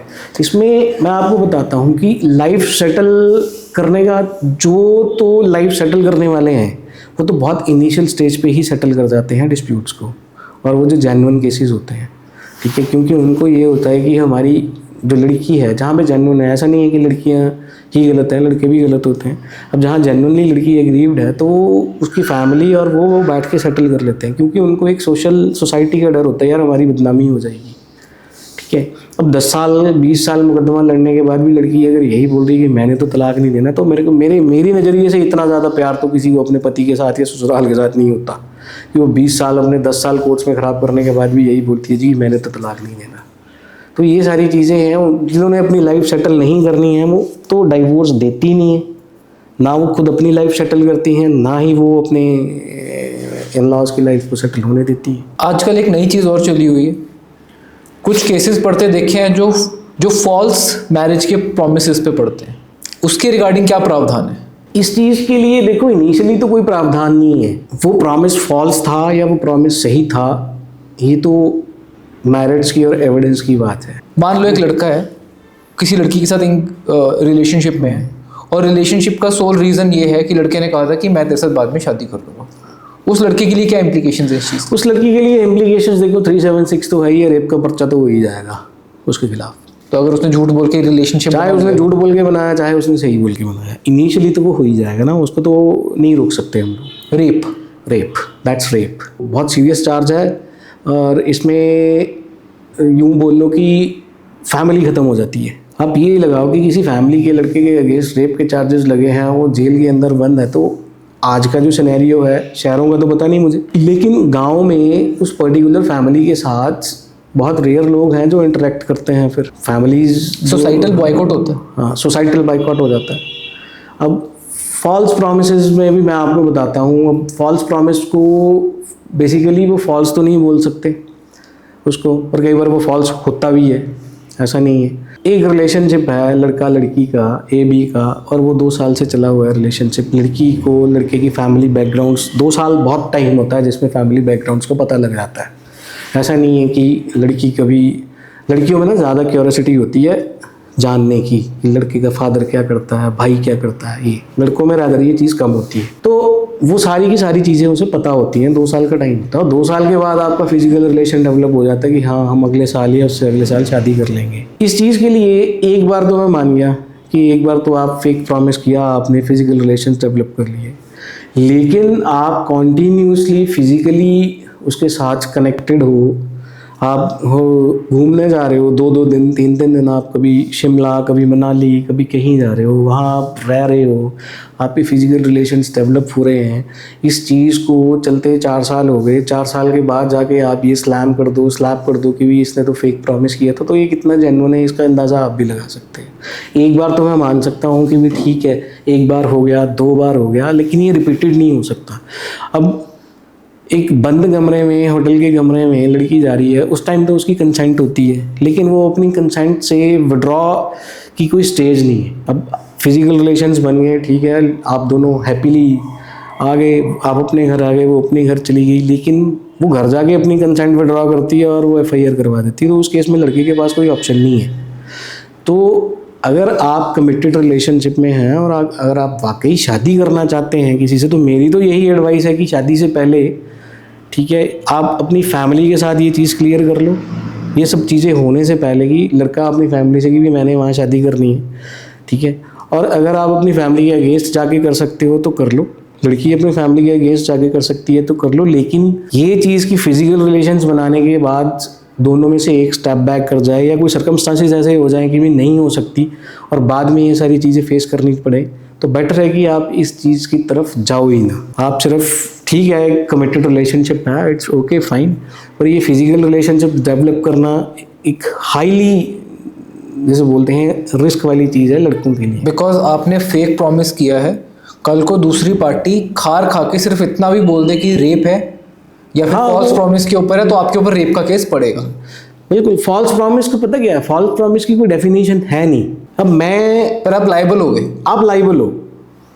अब मैं आपको बताता हूँ, हमारी सोसाइटी में इंटरकास्ट मैरिजेस बहुत रेयर देखने को मिलती है आजकल। थोड़ा यूँ बोलो कि भी 2, 4, 5, 10 साल से थोड़ा सा देखने को मिला है कि भी 10 केसेस के बाद 11वां जहाँ पे है कि भी ये लड़का राजपूत है, लड़की ब्राह्मण है, या वाइस वर्सा है, या किसी और कास्ट से हैं, तो ये चीज़ें अब थोड़ी हैं। उसमें मतलब बहुत रेयर बोलो कि फैमिलीज़ होती हैं जो इस चीज़ को अडॉप्ट करती हैं। बेसिकली ये चीज़ लड़के को भी पता होती है और लड़की को भी पता होती है कि शादी हमारी होनी भी है या नहीं होनी है। तो इस केस में हम अकेला लड़के को अगर हम गलत बोलेंगे या लड़के ने गलत बोल दिया या वो उसको किसी इंड्यूस कर रहा है या फेक प्रॉमिस करके उससे फिजिकल वो तो प्रूव करने की बात है ना। हाँ, वो मैरिज की बात है, पर इनिशियली तो वो काम पे लग गया ना, लाइबल हो गया, लाइबल वो हो गया। बाद में proof जो मर्जी कर लो। FIR हुई, जिस दिन FIR हुई द मोमेंट पुलिस आपको अरेस्ट करके ले जाएगी। आप नहीं मिले, आपके घर वालों को परेशान करेगी, आप पुलिस कस्टडी में जाओगे, आपका पुलिस रिमांड होगा, ठीक है, अच्छे से सेवा होगी, सत्कार होगा वहाँ पे जिसके लिए आपने कुछ किया नहीं है, ठीक है। उसके बाद फिर आप जुडिशियल कस्टडी में जाओगे, आपकी बेल एप्लीकेशन आएगी, तो बेल एप्लीकेशन लोअर कोर्ट में रिजेक्ट हो जाएगी, फिर आप हाई कोर्ट जाओगे, फाइनेंशियल बर्डन आना शुरू हो गया। अगर आप अर्निंग थे, फैमिली फाइनेंसेस के लिए भी जूझना शुरू होगी। हाई कोर्ट से इन केस आपकी बेल हो गई तो सोसाइटी आपको एक्सेप्ट नहीं करती, अगर नहीं हुई तो आप जेल में सड़ोगे जब तक एविडेंस नहीं हो जाती, सर्कमस्टांसेस चेंज नहीं हो जाते, बहस नहीं हो जाती, कोर्ट की वर्डिक्ट नहीं आ जाती। अब कोर्ट तो ये तो कभी नहीं बोलेगी कोर्ट की भी लड़की ने झूठी FIR कराई थी। कोर्ट के वर्डिक्ट में ऐसा नहीं आता कि ये लड़की की FIR थी, ये तो झूठी थी। कोर्ट ये बोलती है कि the accused is acquitted just for जो एविडेंस है इट इज़ नॉट ट्रस्टवर्दी, वो ट्रस्टवर्दी नहीं था, या वो एविडेंस जो थी वो इतनी कंपेलिंग नहीं थी कि उसका जो गिल्ट है उसको प्रूव किया जा सकता है। ये 2 चीज़ें हैं और क्या है। एक बात बताना मुझे, आम आदमी को शायद ये बात नहीं पता, जस्ट बिकॉज उसके ऊपर इल्ज़ाम लग गया और उसके पास पुलिस आ गई, क्या वो उसी टाइम पे छूट जाता होता है ये बता के कि मैंने ऐसा कुछ नहीं किया? नहीं एक्चुअली जहाँ पे सीरियस एलिगेशंस होते हैं, इधर वो रेप है या मोलेस्टेशन है, वहाँ पे तो ये चीज़ पॉसिबल नहीं है। एट एनी जंक्चर ये चीज़ पॉसिबल नहीं है, क्योंकि अगर पुलिस आपके पास आई है तो FIR रजिस्टर हो चुकी है, वो तभी आई है। अब ये जो रेप के केसेस हैं, it may be fake, it may be genuine, ठीक है, वो बात की बात है, लेकिन ये कॉग्निजेबल ऑफेंसेस हैं जो दिखते हैं, जो दिखते हैं कॉग्निजेबल हैं, और इसमें जो कन्विक्शन है, जो सज़ा है, वो लाइफ है, ठीक है। तो इन केसेस में आपका स्पॉट पे पुलिस आपको छोड़ देगी, ऐसा पॉसिबल ही नहीं है किसी भी कंडीशन में। आप ठीक हो सकते हैं अपनी जगह, आपके खिलाफ गलत केस हो सकता है, पर लेकिन ये चीज़ साबित करने के लिए आपको 2-4 साल जो है कोर्ट्स में धक्के खाने पड़ेंगे, पुलिस रिमांड झेलने पड़ेंगे, जुडिशियल कस्टडीज़ में जाना पड़ेगा, ठीक है, सोशल स्टिग्मास झेलने पड़ेंगे, और बहुत सारी और ऐसी चीज़ें होती हैं जो आपको बर्दाश्त करनी पड़ेंगी। क्योंकि जो हमारा जुडिशियल सिस्टम है, जुडिशियल सिस्टम में ऐसा कोई प्रोविज़न नहीं है कि आपको पूछा और आपको छोड़ दिया, ऐसा नहीं है। और अगर एंड में ये प्रूव हो गया कि आपने कुछ किया ही नहीं था, तो बस वो फिर वही बात आ गई, आपको इसलिए कुछ मिलेगा उसके लड़के को, कुछ नहीं मिलेगा उसमें। रेयर ऑफ द रेयरेस्ट, मतलब 100 में से 1.1% केस जहाँ पे उन दोनों का आपस में कोई कनेक्शन था ही नहीं, मतलब they both were unknown to each other. पर उसमें लड़के को भी कॉम्पनसेशन मिलता है कि मेरे को 3 साल फ्रस्ट्रेट किया। उसमें तो कंपनसेशन तो नाम का कंपनसेशन है, उसमें वो ऑर्डर कर देते हैं कि भी इसको कंपनसेट करो, तो वो कौन देता है यहाँ पे, डिपेंड करता है उसका मैक्सिमम आप लगाओ 2, 4, 10,000, 50,000, लाख, इससे ज़्यादा 4 साल के पीछे। हाँ, तो यही फेक केसेस में, और फेक केसेस में तो कोई कंपनसेशन वाला मैंने आज तक तो मैंने नहीं यहाँ अपने उसमें नहीं पढ़ा। एक मैंने शायद सुप्रीम कोर्ट में एक जजमेंट पढ़ी थी जिसमें तो यूपी का केस था वो, तो उसमें एक्विटल हुआ था उसका, एपेक्स कोर्ट से ही एक्विटल हुआ था जाके, तो उसमें शायद उसको मिला था 1,07,000 था या 1,10,000 कुछ ये अमाउंट था। आजकल लड़के चंडीगढ़ वगैरह जाते हैं, मनाली वगैरह जाते हैं, और वहाँ पे डिस्कोज में, बार्स के अंदर जाके हुकअप करते हैं, लड़कियाँ छेड़ते हैं या फिर कंसेंसुअल भी कुछ करते हैं। उसकी इम्प्लीकेशंस कहाँ तक पहुँचती हैं? इम्प्लीकेशंस तो वही आ गई। अब जो ये चीज़ें, जैसे आपकी कोई बार्स में या ये जो आपके डिस्क्स होते हैं, यहाँ पे ये जो चीज़ें होती हैं, हुकअप्स होते हैं, या आप बोल लो कि भी उसे हम एक तरह से पेड सेक्स भी बोलते हैं, ठीक है। ये चीज़ें जो है ना, ये सारी की सारी वैसे कंसेंटेड होती है, इसमें ऐसा नहीं है कि भी इसमें कंसेंट की ज़रूरत नहीं है या उसकी नहीं थी। अब ऑल ऑफ अ सडन आपको, जैसे हम आज की जो मॉडर्न लैंग्वेज है उसे हम 1 नाइट स्टैंड भी बोलते हैं, कि आप किसी को नहीं जानते हो लेकिन आपका फिजिकल रिलेशंस आपने डेवलप किए, आप अपने रास्ते गए, वो अपने रास्ते गए। लेकिन इन केसेस में भी वही चीज़ आ जाती है कि इम्प्लीकेशंस बहुत हैं, ठीक है। अब जिसको आप जानते नहीं हो, वो 2 लाइनों में, वो तो नाम तो आपका नहीं पता होगा उसको, लेकिन जिस जगह आप जा रहे हो वहाँ पे वो CCTV फुटेज तो होगी, ठीक है। उन रजिस्टर्स पे सिग्नेचर्स होंगे दोनों के, या एंट्री होगी, कुछ भी होगा, वो 2 लाइनों में कंक्लूड कर देगी कि इसने मेरे को इंड्यूस कर लिया, या इसने मेरे को ड्रग दी कोई ऐसी जिससे मैं अपने सेंसेस में नहीं रही, और ये मेरे को होटल के रूम में ले गया और इसने मेरे साथ फिजिकल रिलेशंस डेवलप किए। Again it goes back to rape. It goes back to rape. अब वो कंसेंशुअल था या वो पेड सेक्स था, ठीक है, वो 1 नाइट स्टैंड था, वो दोनों की कंसेंट थी, वो hardly makes a difference. Again at risk is the boy. हाँ, at every situation the male partner or the husband or the boy or the boyfriend ये रिस्क पे है। इसमें कोई वो नहीं है अपना कि कोई चांस नहीं है उसका कि भी ऑल ऑफ अ सडन मतलब उसी टाइम वो छूट जाए। हाँ, ट्रायल में या जो इन्वेस्टिगेशन होगी उसमें कहीं आ जाए कि भी ऐसा तो हुआ ही नहीं है या कुछ ऐसा, वो बातें अलग हैं। लेकिन इनिशियली मतलब आप FIR रजिस्टर होने के बाद या कंप्लेंट होने के बाद जब पर्चा दर्ज होता है, पंजाबी में उसे पर्चा बोलते हैं, जब एक बार वो पर्चा दर्ज हो गया तो आप 5-6 महीने तो लगा के चलो। ये 5-6 महीने जो हैं ये आपकी मतलब ज़िंदगी के वो प्राइम टाइम है जो एंजॉय करने का था या कहीं सक्सीड करने का था, उसको कहीं इन्वेस्ट करने का था, वो आपका बर्बाद हो गया। सो ये पब्स में और इनमें मतलब मेरे हिसाब से तो मेरी पर्सनल ओपिनियन है कि इनको अवॉइड करना चाहिए, क्योंकि कल को नहीं पता होता किसकी इंटेंशन क्या है। और मैक्सिमम जो एक फीमेल बिना जान पहचान के, बिना कुछ पता हुए जो फिजिकल रिलेशंस डेवलप करने के लिए तैयार हुई है, तो उसकी कहीं ना कहीं कोई बैड इंटेंशन तो है। अब इधर वो आपकी दोनों की अपनी वीडियोस बना के आपको वो करे, एक्सटॉर्ट करे, या वो FIR करा के एक्सटॉर्ट करे लीगल वे में, ठीक है, या जैसे वो बोलते हैं कि MMS जो है उस तरीके से वो एक्सटॉर्ट करे, वो एक वेज है। इसी से एक बात आती है, कई लड़कियों की रिलेशंस के अंदर एज अ गर्लफ्रेंड बॉयफ्रेंड या फिर लिव इन रिलेशनशिप के अंदर प्राइवेट फोटोज़ या न्यूड्स जो होती हैं वो लीक हो जाती हैं और उनको लड़के धमकाना शुरू कर देते हैं। तो ऐसी लड़कियों के लिए प्रिवेंटिव मेजर्स क्या होते हैं, वो उस चीज़ के अगेंस्ट बच कैसे सकती हैं, और लड़के के ऊपर उसकी इम्प्लीकेशंस क्या होती हैं अगर वो ऐसा कुछ करता है? पहली चीज़ तो ये कि आपके प्राइवेट मोमेंट्स हैं, ठीक है, it should not be recorded, neither shared. हाँ, आइदर शेयर्ड। इसको जब आप कहीं अपने पार्टनर के साथ कुछ भी कर रहे हैं, इट मे बी आप एक किसिंग कर रहे हैं, आप हग कर रहे हैं, कुछ भी कर रहे हैं, इसको रिकॉर्ड करने की ज़रूरत ही नहीं है। और अगर आपका पार्टनर इस चीज़ को इंसिस्ट कर रहा है तो मतलब उसकी कहीं ना कहीं मेलाफाइड इंटेंशन है, ठीक है। लड़कियों के लिए, अब लड़की चाहे गलत है चाहे ठीक है, बट ये चीज़ मैं इसके स्ट्रिक्टली अगेंस्ट हूँ कि फीमेल्स बहुत ज़्यादा इस चीज़ के प्रोन होती हैं। अब होता क्या है कि जो लड़के हैं वो उनको मेंटली या इमोशनली हम बोलते हैं कि वो करते हैं, परेशान करते हैं उसको, उनको इमोशनली हम लोग इतना ज़्यादा, लड़कियां जो होती हैं वो इमोशनली वीक होती हैं, तो हम इमोशनली उनको एक्सटॉर्ट करते हैं कि नहीं, अगर तू मेरे को नहीं भेजेगी, अपनी न्यूड फोटो नहीं भेजेगी तो मैं रिलेशनशिप ख़त्म कर दूँगा।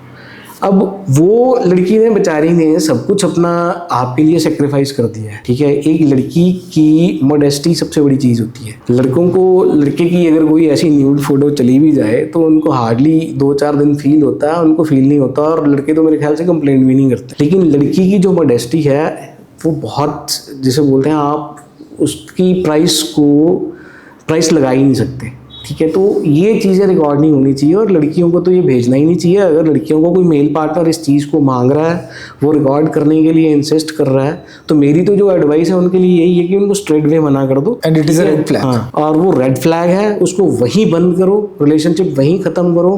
बाद में आपको पछताने के, या बाद में आप लोग रो, ठीक है, और आपको ये फील हो, फिर उसके बाद क्या हो, आपको सुसाइडल थॉट्स आते हैं, मैं मर जाती हूँ, या ये है, ये चीज़ों को पहले से ही अवॉइड कर लो, ठीक है। जब आप एक रिलेशनशिप में हैं, ठीक है, आप का जो भी है फिजिकल रिलेशंस हैं, वटएवर जो भी है, लेकिन उनको रिकॉर्ड करना या इनको कैप्चर करना जो है ना, वो गलत है। उससे क्या है, आप किसी पर ट्रस्ट नहीं कर सकते। जो बंदा आपसे आपकी न्यूड्स मांग रहा है, ठीक है, आपके साथ अपनी इंटीमेसी को रिकॉर्ड कर रहा है, आप उससे क्या एक्सपेक्ट कर सकते हैं। और लेट्स से अगर किसी ने कर भी दिया तो उसके बाद फिर इम्प्लीकेशंस क्या है लड़के के लिए और लड़की के लिए? लड़की क्या कर सकती है फिर उसमें? कर दिया, लड़की ने मान लो कर दिया या हो गया, तो उसमें 2 चीज़ें हैं ना, या तो वो लड़का उसको वायरल नहीं कर रहा है, वो उसी को डरा धमका रहा है, तो उस कंडीशन में उसको कंप्लेंट करनी चाहिए, साइलेंट कंप्लेंट करनी चाहिए, बिना चीज़ को डिस्क्लोज किए, ठीक है। वो रैदर पुलिस स्टेशन जाके वहाँ पे अपने पेरेंट्स के साथ, और इन मैटर्स में जो पुलिस है वो भी थोड़ा सेंसिटिव वो होती है, साइबर सेल्स बैठाए हुए हैं सारे, वो इन चीज़ों को टैकल करते हैं, तो उनके पास कंप्लेंट करें जाके, पूरा सिनेरियो जो था वो बताएं, वो डिटेल्स दें, उसको आगे शोर मत मचाएं। तो उस केस में क्या होता है कि वो जो चीज़ें वायरल करनी होती है ना, वो चीज़ें रुक जाती हैं, क्योंकि द मोमेंट पुलिस उसको नैप कर लेगी, उसके जो लैपटॉप्स हैं, या उसके जो मोबाइल है, या उसकी ईमेल्स हैं, पेन ड्राइव्स हैं, व्हाटएवर, जब वो बंदा पुलिस की हत्थे में आ गया हुआ है, वो उसकी कस्टडी में आ गया है, तो वो उस टाइम उसको वायरल नहीं कर सकता। लेकिन अगर वो सोशली चली गई हैं बाहर, तो उस कंडीशन में भी उसको कंप्लेंट करके साइबर सेल वगैरह में भी करनी चाहिए, और लड़के के खिलाफ भी कंप्लेंट करनी चाहिए, और उसमें IT एक्ट भी है, IPC के प्रोविजंस भी हैं, तो वो फिर लॉ जो है वो अपना कोर्स लेता है। लेकिन मेरी जो एडवाइस है वो तो मेरी क्या, एक कॉमन प्रूडेंस वाला कोई भी इंसान है उसकी यही एडवाइस होगी कि ये चीज़ें नहीं करनी चाहिए, क्योंकि इससे फीमेल्स को ही प्रॉब्लम आती है, क्योंकि वो इमोशनली वीक होती हैं।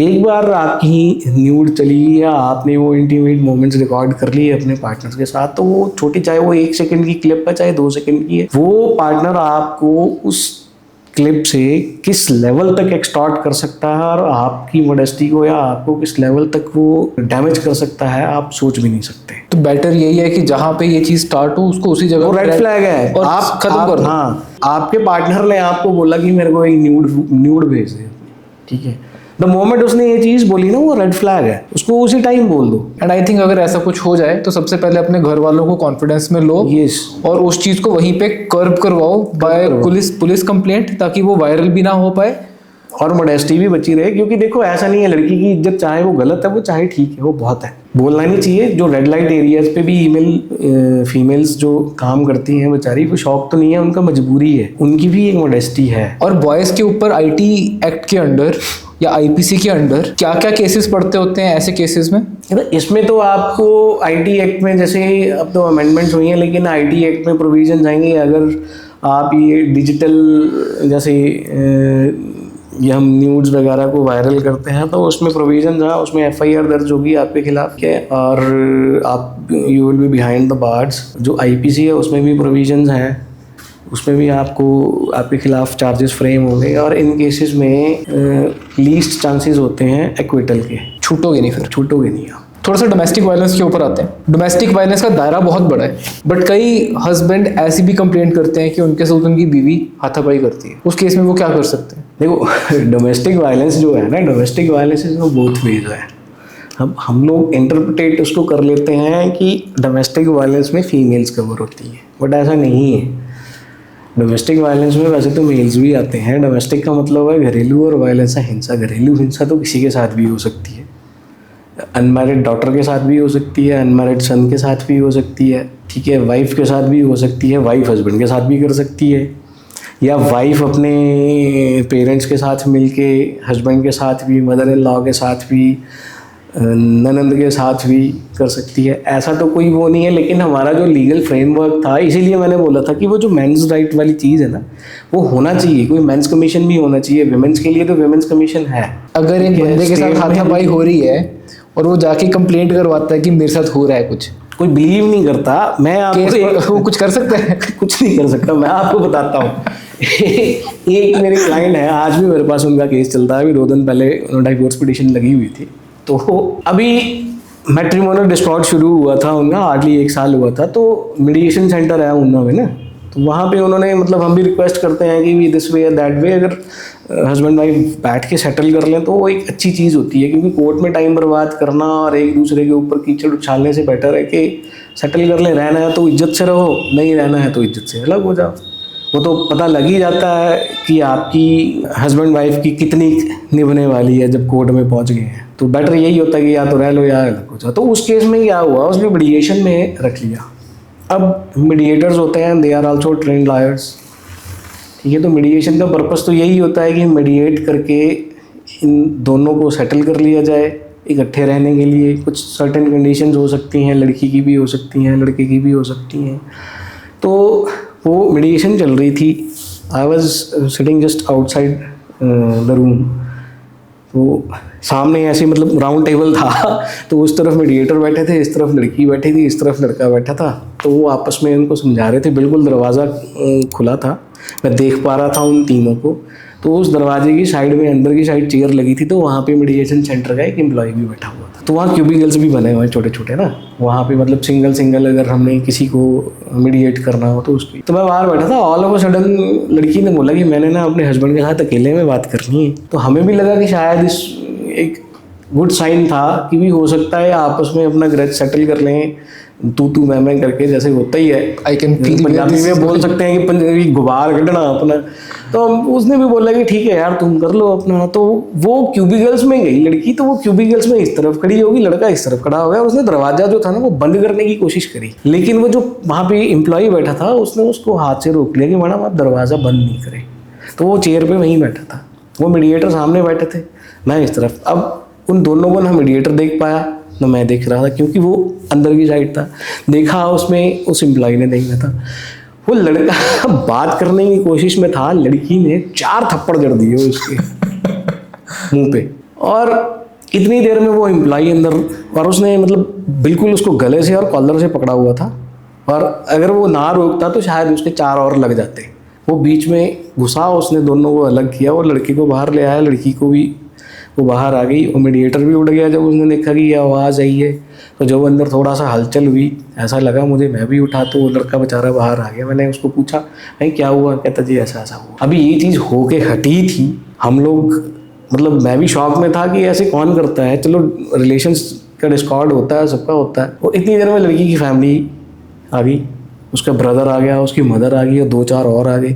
और वो वहाँ आके लड़के के फादर के साथ और लड़के के साथ हाथापाई पे उतर आए। चलो हो गया, हम लोग वहाँ से बीच बचाव करके निकले। हमने कंप्लेंट करी, पुलिस उन्ना पुलिस में भी करी। उसके बाद हमने मीडिएशन सेंटर के इंचार्ज में भी कंप्लेंट करी। मीडिएशन सेंटर से वो कंप्लेंट ही गायब हो गई। कंप्लेंट ही गायब हो गई? हाँ। और एंड में बना क्या? कुछ भी नहीं। पुलिस ने इंक्वायरी करी, पुलिस ने मीडिएटर की स्टेटमेंट रिकॉर्ड की, वो जो एम्प्लॉय था उसकी स्टेटमेंट रिकॉर्ड की, लड़के की और लड़की की, और उन्होंने लिख दिया कि भाई ये इसमें नॉन कॉग्निजेबल है, ये इसमें लॉ ही नहीं है तो हम करें भी क्या? करें भी क्या। तो उन्होंने वो रिपोर्ट बना के जो DV एक्ट का केस पेंडिंग था ऑलरेडी, उसमें वो भेज दी। और ये रिकॉर्ड पे है सारी चीज़ें। इस केस में अब जो आपकी बात है कि डोमेस्टिक वायलेंस, अब जो लेडी उसको मीडिएशन सेंटर में जिसने नहीं बख्शा, तो वो घर में उसके साथ क्या कर सकती होगी। वो पांटा साहिब भी रह के आई है उसके साथ, उसकी वर्क प्लेस पे, वहाँ पे भी उसने अच्छा आतंक मचाया उसकी वर्क प्लेस पे जाके। तो आप क्या एक्सपेक्ट कर सकते हो? Correct me if I am wrong. इस पॉडकास्ट को देखने वाले लड़के भी हैं, लड़कियां भी हैं। तो primary reason we are doing this is so that लड़कों को और लड़कियों को लॉ के बारे में थोड़ा सा पता चल सके। और अब जब मैं इसको रिकॉर्ड कर रहा हूँ, आई एम थिंकिंग कि इसके अंदर लड़कियों को गलत आइडियाज़ भी बहुत लग सकते हैं। But you have to understand one thing, legal fraternity में शायद एक बात मानी जाती है कि जिस टाइम पर एक केस घर की चारदीवारी से निकल के लॉयर के पास पहुंच गया हुआ है, वो केस तो खत्म है वहीं पे, वो शादी तो खत्म है वहाँ पे। उसके रिकनसाइल होने के चांसेस कितने रह जाते हैं? रिकन्सिलेशन में पहली चीज़ तो ये कि लड़कियाँ हो या लड़के हों, मिसयूज़ ऑफ लॉ जो है लड़कों के पास तो चलो नहीं है, बट अगर टू सम एक्सटेंट अगर है, जैसे वो कंप्लेंट कर देंगे कि मेरे को लीगली एक्सटॉर्ट कर रही है कि मैं ये कर दूंगा, तो एक सेफ साइड है कि कल को अगर पर्चा हो तो वो चीज़ आ सकती है। अब जब मैं इस पॉडकास्ट को कर रहा हूँ ना, हम लोगों ने लड़कों की साइड तो बाहर निकाल दी, बट कहीं ना कहीं पे मुझे एक चीज़ और लग रही है कि जितना हम इस चीज़ के बारे में बात कर रहे हैं, उतना सोसाइटी में गलत मैसेजेस भी जा रहे हैं। तो एक सही मैसेज जाना भी बहुत ज़रूरी है, and this is specifically for girls. अगर तो आपके ऊपर सच में कोई डोमेस्टिक वायलेंस होती है या ऐसे जेन्युइन इश्यूज होते हैं, तो I think you should take help of law.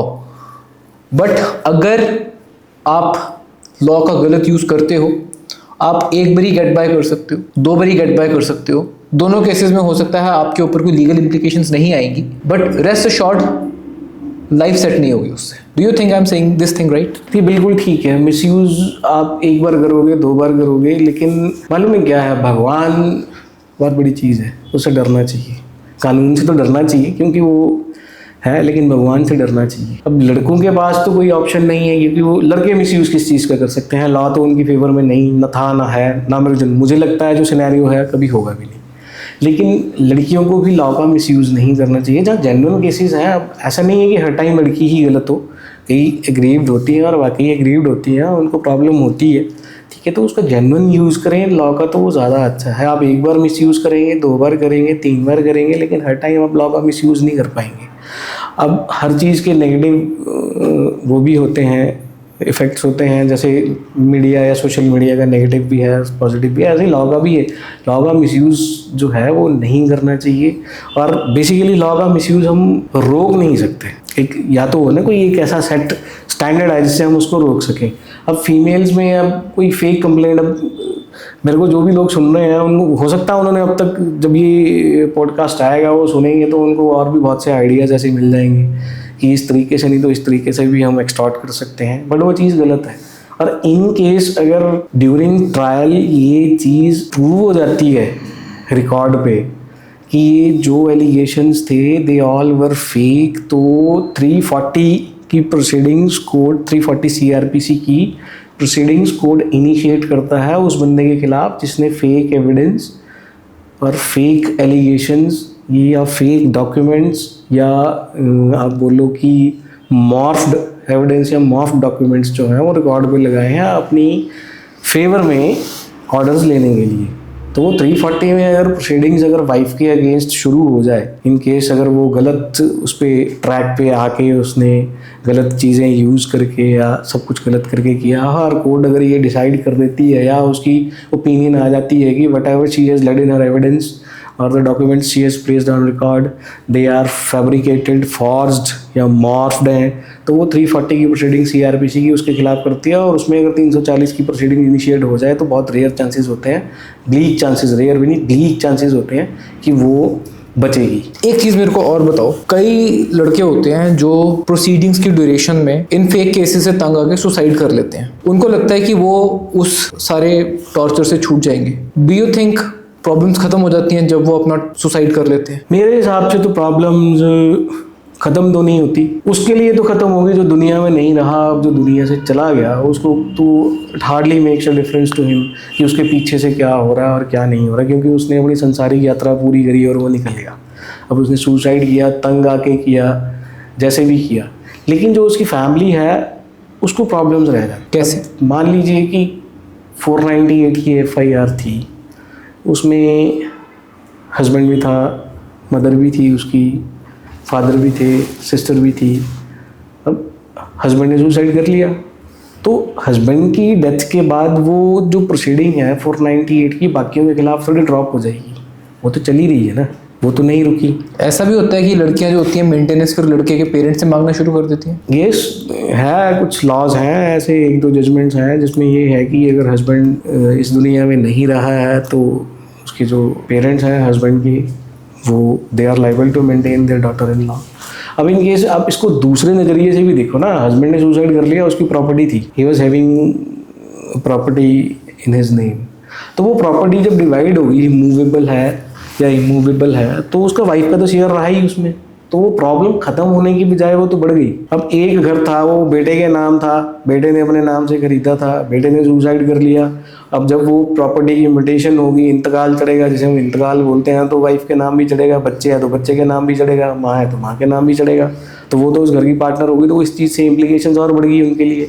जाने वाला तो चला गया, लेकिन जो उसकी फैमिली थी उसको तो ये प्रॉब्लम रह गई ना, वो तो ख़त्म नहीं हुई। कई केसेस में लड़का शादी करके फौरन चला जाता है। उस केस में हमने ऐसे भी केसेस देखे हुए हैं कि लड़की ने पीछे से केस डाल दिया और जो अथॉरिटीज़ होती हैं लड़के का तो कुछ नहीं कर सकते बिकॉज वो फॉरेन में बैठा होता है, उसके पेरेंट्स को घेर लेती हैं। ऐसा पॉसिबल है? देखो, इस चीज़ के लिए अगर पेरेंट्स के खिलाफ भी कंप्लेंट है तब तो है। उसका बेसिकली पर्पस यहाँ पे मैं अपने जो पुलिस इन्वेस्टिगेट करती है ना, यहाँ पे उनकी भी थोड़ी सी ये गलत चीज़ है, क्योंकि हस्बैंड तो बाहर है, वो अब्रॉड चला गया, ठीक है, पीछे से वो ओल्ड एज पेरेंट्स हैं।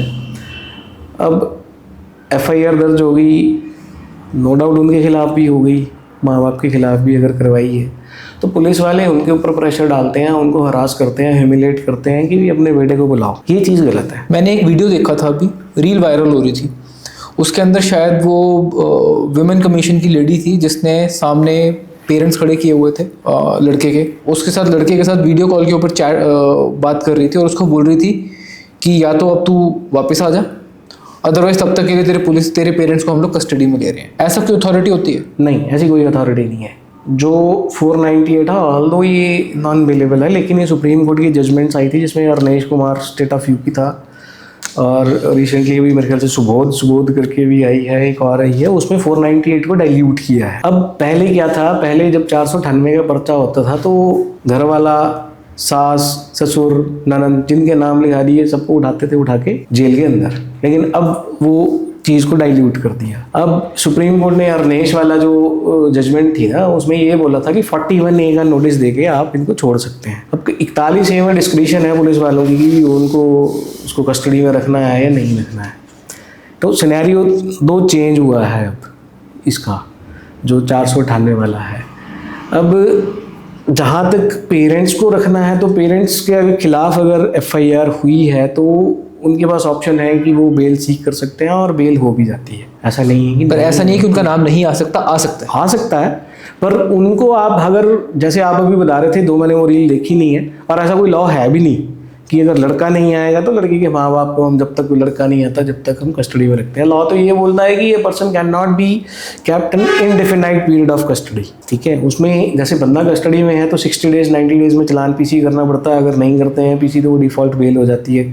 अब 498 में है, अगर आप कस्टडी में हैं आपको प्रोड्यूस करेंगे, मान लो आपको अरेस्ट कर लिया, जो आईओ था उसने रीजनिंग दी कि इनको अरेस्ट करने के लिए ये रीजंस थे, अब आपको अरेस्ट कर लिया, आपको प्रोड्यूस करेंगे तो आपके पास ऑप्शन है बेल लेने की, आप बेल ले सकते हो, you can be release on bail. ठीक है, पर ऐसा जो ये कि वो बेसिकली एक्सटॉर्शन होगी ना, मैं वही बोल रहा हूँ कि मेंस कमीशन का होना ज़रूरी है, वो एक एक्सटॉर्शन है। आप वो उसको वहाँ धमका रहे हो, अभी कॉमन मैन को नहीं पता है, जो बंदा मान लो जो कनाडा में लड़का बैठा है, उसके पेरेंट्स किसी गवर्नमेंट ऑफिस में खड़े हैं और उसको ह्यूमिलेट किया जा रहा है और उसको थ्रेट किया जा रहा है, तो उसके दिमाग में तो यही परसेप्शन होगी ना कि अगर मैं नहीं आऊँगा तो हो सकता है इनको छोड़ेगा। तो ये चीज़ें जो है ऐसा नहीं है, तो वो थ्रेट्स होती हैं, वो बेसिकली थ्रेट्स हैं, वो थ्रेट करते हैं उनको, इसी को लीगल एक्सटॉर्शन बोलते हैं। जो मेंटेनेंस है डीवी एक्ट में हम पैसे मांगते हैं ना, वो एक लीगल एक्सटॉर्शन है। एक बात बताओ, मेरे पास दिमाग में बैठे बैठे एक बात आई है। एक फैमिली है, उसके अंदर एक लड़की है, वो इमीडिएटली कोई ना कोई ऐसी कंप्लेंट कर देती है,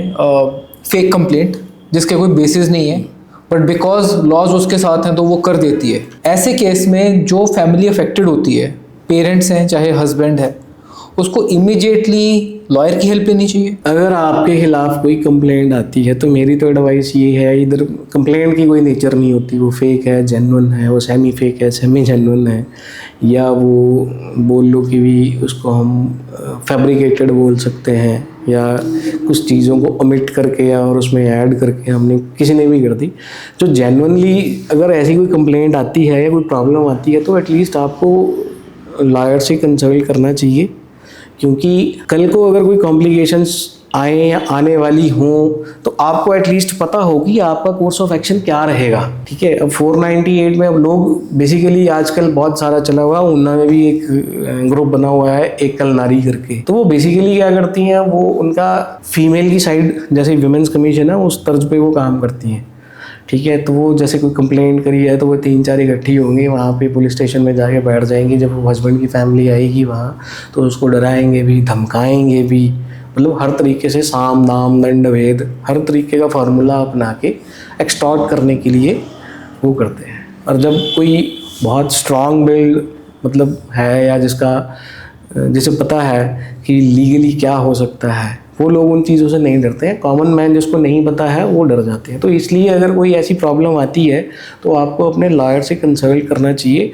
आप चंद पैसे बचाने के लिए भी हम कई बार लोग मुसीबत मोल ले लेते हैं। मेरे को बहुत पहले ना किसी ने एक बात बताई थी, मेरा एक फ्रेंड था जिसका डिवोर्स हो रहा था उस टाइम पे, उसने मुझे एक बात बताई, बोलता रोहित भाई ऐसी बात है, बोलता मेरा डिवोर्स हो रहा है ना, बोलता मैं देख रहा हूँ इस चीज़ को, बोलता अब मेरा कैरेक्टर जो है स्ट्रांग है, मेरे को प्रॉब्लम सर के ऊपर पड़ती है ना तो मैं फेस कर लेता हूँ। डाइवोर्स केसेस के अंदर बोलता सिर्फ पहले 6 महीने या 7 महीने या 1 साल होता है जो टफ होता है। बोलता अगर आपने वो एक इनिशियल पीरियड निकाल लिया है ना, उसके बाद जब चीज़ें कोर्ट में जाती हैं, प्रूव करने की बारी आती है, सब कुछ होता है, बोलता चीज़ें आपके फेवर में आनी शुरू हो जाती हैं और वो चीज़ें बेटर होना शुरू हो जाती हैं, वर्स नहीं होती उसके बाद। बस आपको एक फेस करने का टाइम जो होता है वो एक हिम्मत रखनी पड़ती है। क्या ये बात सच है? ये काफ़ी हद तक ठीक है, क्योंकि इनिशियली जब मुसीबत आती है तो वो तो बता के नहीं आती। उसने मुझे मेन इसका रीज़न क्यों बताया, बोलता रोहित ऐसा होता था कि जब स्टार्टिंग में मेरे ऊपर केस पड़ा था ना, बोलता मैं कोर्ट जाता था, जहाँ पे पेशी होती थी बुलाते थे, हम लोग पहुँच जाते थे, ठीक है, बच्चा बोलता मेरे से ले गए हुए थे साथ में,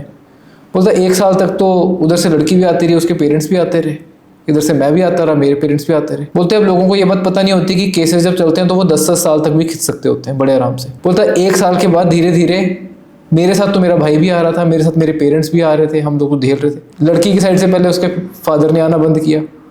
बोलता 1-1.25 साल के बाद हालात ये हो गए कि वो लड़की अकेली कोर्ट के अंदर आ रही थी, बच्चा उठाया होता था साथ में और लॉयर के साथ चली होती थी। बोलता धीरे धीरे बोलता आपको इनिशियली एक प्रॉब्लम ज़रूर होती है, but as a time passes and you stay strong. ये बात ठीक है कि जब ये सब चीज़ें शुरू होती है ना, इनिशियली जब कोई ऐसी प्रॉब्लम आती है तो गाइड करने वाले 2 लोग होते हैं, मिस गाइड करने वाले 100 लोग होते हैं। तो जब ये मैट्रिमोनियल इशू शुरू होता है तो क्या होता है, लड़की के साथ लगभग उसकी पूरी फैमिली, उसके माँ बाप, भाई बहन, उस टाइम भाभियाँ भी साथ देती हैं, ठीक है, घर तुड़वाना होता है, चाचे ताए मामे सारे आ जाते हैं। लड़के के साथ लड़का, लड़के की पेरेंट्स, ठीक है, या कोई लड़के का बोल लो बहुत अच्छा करीबी दोस्त है जो उसको बचपन से जानता है और उसको पता है कि इसकी फैमिली और ये मतलब किस तरीके के इंसान है वो। अब शुरू में वो बिल्कुल ठीक है, आपके दोस्त ने जो बोला कि ऐसा ही होता है। जब शुरू में इनिशियली आते हैं ना तो सारे आते हैं ऐसे जैसे मतलब टेस्ट क्रिकेट की तरह होता है कि शुरू में सारे एनर्जेटिक होते हैं। जब एक दिन ख़त्म होता है तो थोड़े थकते हैं, फिर दूसरे दिन का प्ले ऑफ होता है तो थोड़े थकते हैं, तीसरे दिन का होता है तो फिर थोड़े थकते हैं, चौथे दिन 5वें दिन जाके वो एग्जॉस्ट हो जाते हैं। ये बिल्कुल ऐसा ही है, शुरू में वो सारे आएंगे, फिर 2-4 बार आना पड़ेगा तो फिर कोई, अब वर्किंग है, वर्किंग प्राइवेट गवर्नमेंट सेक्टर में तो छुट्टी मिल जाती है, प्राइवेट सेक्टर में नहीं मिलती बार। और मैट्रिमोनियल जहाँ पे डीवी एक्ट के और 125 के केसेस हैं वहाँ पे कई बार मंथ में 2 बार भी डेट्स पड़ती हैं, 3 बार भी पड़ जाती हैं। अब 3 बार जो प्राइवेट सेक्टर में 3 बार आएगा तो उसको तो मुश्किल है। तो वो धीरे धीरे जैसे बादल छटते हैं ना वैसे वो लोग छटने शुरू होते हैं। सबसे पहले आपके नानके जाएंगे, ठीक है, फिर आपकी भाभियाँ आना बंद करेंगी, फिर भाई आना बंद करेंगे, फिर पेरेंट्स आना बंद करेंगे, फिर आप अकेले रह जाओगे। और वो स्टेज वो होती है जब लड़की के ऊपर प्रेशर बनना ये शुरू होता है कि भी मैं आज, मेरे साथ इतने लोग थे सिंस फ्रॉम द बिगनिंग, ये यही लोग आते थे, आज भी ये यही है, ठीक है। इनके माथे के ऊपर, शुरू में लड़के के माथे के ऊपर एक शिकन होती है, परेशानी होती है, लेकिन वो जैसे जैसे वो टाइम निकलता जाता है, क्योंकि ह्यूमिलेशन का पीरियड वो स्टार्टिंग में है, ठीक है ना, कोर्ट में आना, वहाँ पे एलिगेशंस, काउंटर एलिगेशंस, वो चीज़ इनिशियली ख़त्म हो गई। अब उसको पता है इसने मेरे खिलाफ़ ये बोला, मैंने इसके खिलाफ़ ये बोला, तो वो लड़का बिल्कुल उसने ठीक बोला कि इनिशियली वो उसको प्रॉब्लम होती है, लेकिन जैसे जैसे टाइम निकलता जाता है तो लड़का जो होता है ना वो स्ट्रांग होता जाता है, और लड़की जो होती है जो स्ट्रांग बन के आती है वो वीक होती जाती है। तो ये फैक्ट है ये, और rare of the rare case में एक ही चांस होता है सिर्फ कि वो भी जब लिटिगेशन लंबी चली जाती है तब कहीं लड़के को लगता है फ्रस्ट्रेशन, क्योंकि अब एक ही चीज़ के लिए बार बार आना, वो फ्रस्ट्रेटेड होता है। तो वो अकेला लड़के के लिए नहीं है, वो लड़की के लिए भी है फ्रस्ट्रेशन। कई लोग सोचते हैं, कई लड़कियां ये भी सोचती हैं बैठ के कि अगर वो लिटिगेशन को लंबा खींचेंगी तो लड़के की लाइफ ख़राब हो जाती है और कहीं ना कहीं तक हो भी जाती है। पर ऐसा भी तो होता है कि कई केसेस के अंदर जो लड़के होते हैं वो छुप के दूसरी शादी भी कर लेते हैं और अपनी फैमिली स्टार्ट कर देते हैं और किसी को पता भी नहीं चलता और वो केस चलता रहने देते हैं। ऐसा भी देखा आपने? ऐसा भी होता है। मेरे पास एक केस था दिल्ली का, उसकी डेथ हो गई लड़के की हार्ट अटैक से। उसमें भी ऐसा ही था, 2014 में उनका डिस्कॉर्ड हुआ था, सॉरी 2012 में, 2012 में। अच्छा इंडस्ट्रीज़ थी उनकी, अच्छी इंडस्ट्रियल एरिया में उनका, दिल्ली इंडस्ट्रियल एरिया में इंडस्ट्रीज़ थी और बहुत अच्छा काम था उनका। उसकी शादी हुई थी यहाँ ऊना में ही हुई थी, तो ऊना से थी लड़की। तो जिस टाइम उसकी शादी हुई थी उस टाइम लड़की की एज 17.5 थी। तो कुछ प्रॉब्लम थी फैमिली में, क्या था, तो अंडर एज उसकी मैरिज कर दी गई थी। वो चीज़ लड़के को उस टाइम पता लगी थी जब लड़की ने बेबी कंसीव किया। तो उस केस में भी ऐसा ही हुआ, वो लिटिगेशन चलती रही। वो इनिशियली मतलब लेवल देखो आपकी, वो मिलती भी रही, उससे बात भी करती रही, वो उससे पैसे भी लेती रही, और कोर्ट में आके स्टैंड उसका डिफरेंट, बाहर उसका बिल्कुल ठीक है। अल्टीमेटली चलता रहा। फिर अब फैमिली तो डिस्टर्ब हो गई, ओल्ड एज पेरेंट्स थे, किसने देखने हैं, तो लड़के ने वो लिव इन में दूसरी जगह, मतलब दूसरे घर में रहने लग गया था वो। तो उसकी उस लिव इन से एक बेबी था, ठीक है। अब वो लिटिगेशन ख़त्म तो नहीं हुई, लेकिन वो लड़का हार्ट अटैक से उसकी डेथ हो गई। तो ये चीज़ें हैं और ऐसा होता है, और बहुत से ऐसे केसेस होंगे। ऊना में भी हैं, मतलब आप यहाँ जैसे ये आपका बोलो गवर्नमेंट कॉलेज जो है, इसके 3-4 किलोमीटर के दायरे में 2 फैमिलीज ऐसी हैं जिन्हें मैं जानता हूँ, और रेप्यूटेड फैमिली, मतलब रेप्यूटेड भी बोल सकते हैं उनको, या जैसे हम पंजाबी में बोलते हैं कि भी हर कोई उनका नाम जानता है। उनकी फैमिली में भी है और लिव इन में रह रहे हैं, वाइफ से डिवोर्स नहीं हुआ है। ऐसे केसेस हैं और होते हैं। इससे एक बात और निकल के आती है, कई लड़के प्राइवेट जॉब्स में होते हैं, कई लड़के गवर्नमेंट जॉब्स में होते हैं। तो इस डाइवोर्स की इम्प्लीकेशन उनकी जॉब के ऊपर क्या आती है? प्राइवेट के अंदर तो समझ में आता है कि उनको बार बार छुट्टी लेने में हो सकता है प्रॉब्लम आती हो, बट अदरवाइज उनकी जॉब पे क्या इम्प्लीकेशन आती है इस डाइवोर्स की? वर्क प्रोफाइल इंसान की जो है, वो कोई भी काम करता है तो उसके मेंटल स्टेट ऑफ माइंड पे डिपेंड करता है कि वो कितना अच्छा परफॉर्म कर रहा है। अब जिसका मैट्रिमोनियल डिस्कॉर्ड शुरू हुआ है और जिसको बार बार पुलिस से कॉल आ रही है, बार बार उसको थ्रेट्स मिलती हैं, अच्छा कई केसेस में तो ऐसा भी है कि वो सोशल मीडिया पे, इंस्टाग्राम पे, फेसबुक पे वो लड़के की फ़ोटो डाल के उसके नीचे हर कुछ ही लिख देते हैं, ठीक है। ये सारी चीज़ें जो है ना वो लड़के की जो मेंटल पीस है उसको डिस्टर्ब करते हैं, और जहाँ पे बंदे का मेंटल पीस डिस्टर्ब होता है तो वो काम नहीं कर पाता, और जब वो काम नहीं कर पाएगा तो वो उसकी परफॉर्मेंस जो होगी वो ख़राब होगी। अब आप प्राइवेट सेक्टर में सोच सकते हैं कि अगर किसी एम्प्लॉय की performance up to the mark नहीं है जितनी वो दे रहा था, ठीक है, तो उसकी कॉन्सिक्वेंसेस क्वाइट ऑब्वियस है। या तो उसको बोल देंगे कि भाई तू खुद ही जॉब छोड़ दे, ठीक है, या फिर तेरे को हम निकाल देंगे।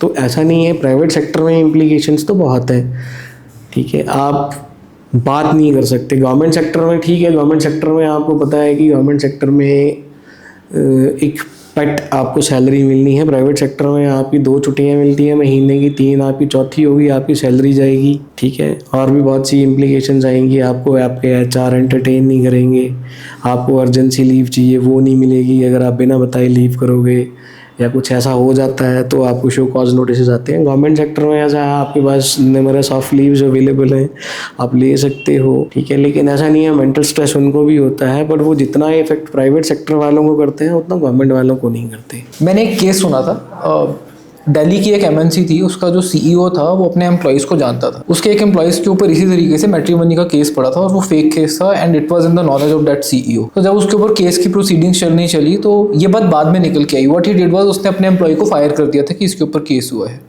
बिकॉज ही वॉज फायर्ड और उसके पास कोई जॉब नहीं थी। तो जब कोर्ट के अंदर केस था तो because he was not having any job, उसके ऊपर जो एलिमोनी थी, जो उसको मेंटेनेंस पे करनी थी, वो बहुत ज़्यादा कम डिसाइड हुई थी।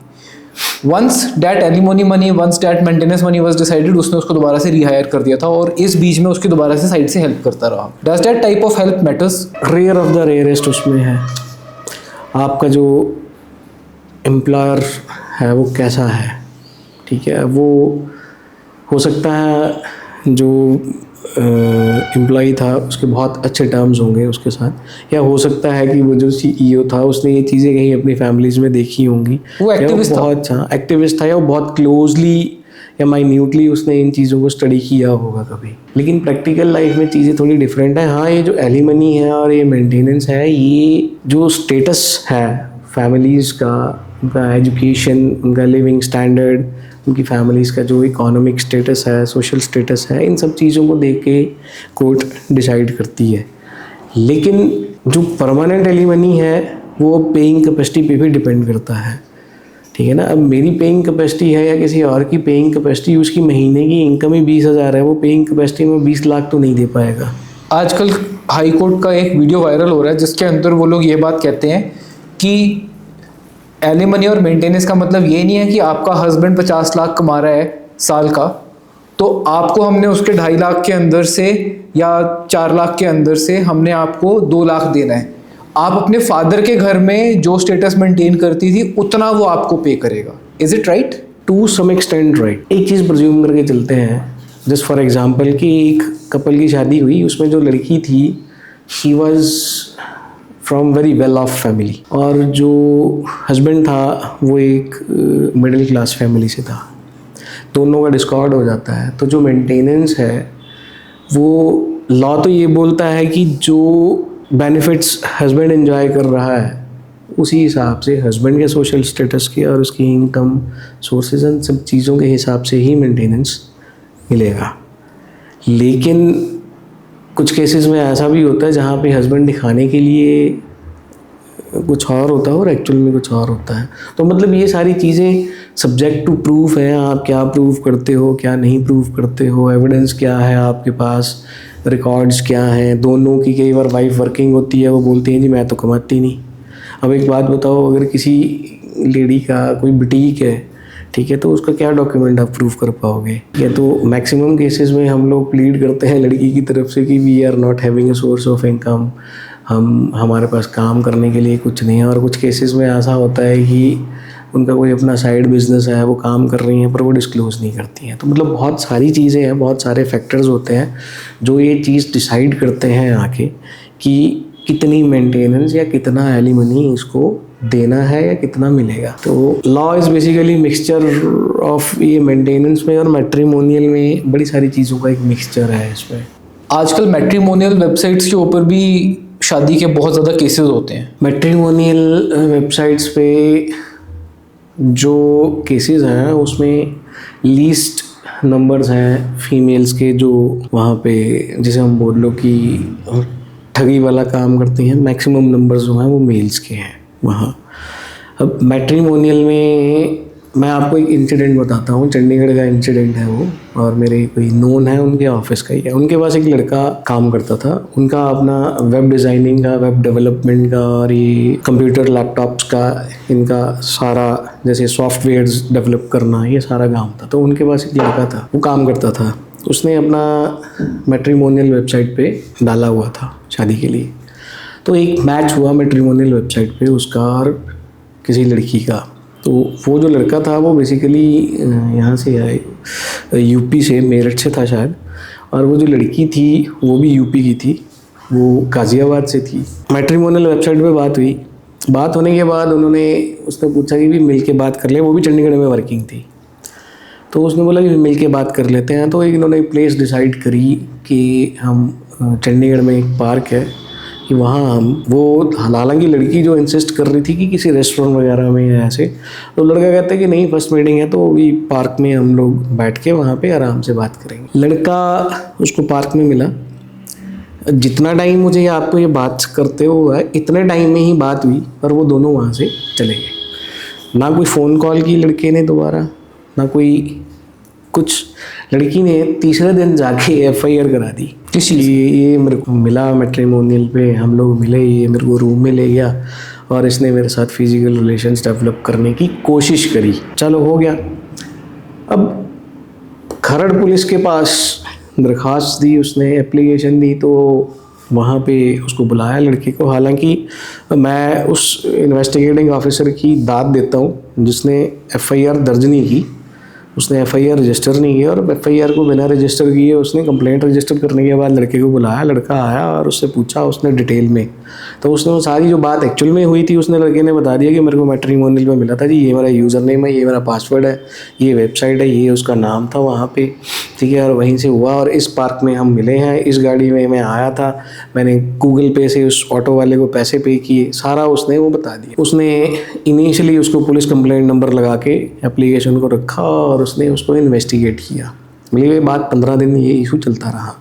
इन्वेस्टिगेट करने के बाद उसने जिस पार्क में बताया वहाँ भी गया और जिस होटल में लड़की ने बताया वहाँ भी गया। कोइंसिडेंटली देखो होटल वाले के रजिस्टर पे एंट्री हुई नहीं थी और उसके CCTV भी ख़राब थे। तो मतलब लड़की को पता था कि यहाँ के CCTV कैमराज ख़राब है, या हो सकता है मेरी भगत हो। हाँ हो सकता है, कुछ भी हो सकता है। मतलब फिर उन्होंने इन्वेस्टिगेट किया, इन्वेस्टिगेट करने के बाद कॉल डिटेल्स ली, नेटवर्क लोकेशंस ली, सब कुछ लिया, तो सिर्फ उस जगह ही उनका दोनों का जो मोबाइल टावर की लोकेशन थी वो सेम पार्क में ही सिर्फ 1 मिनट एंड 13 सेकेंड्स के लिए हुई थी और उसके बाद वो अलग लोकेशन में चला गया, वो अलग लोकेशन में चला गया। अब उस केस में उसको लड़के को 50,000 तो वहाँ पे जो इन्वेस्टिगेटर्स थे उनको देना पड़ा।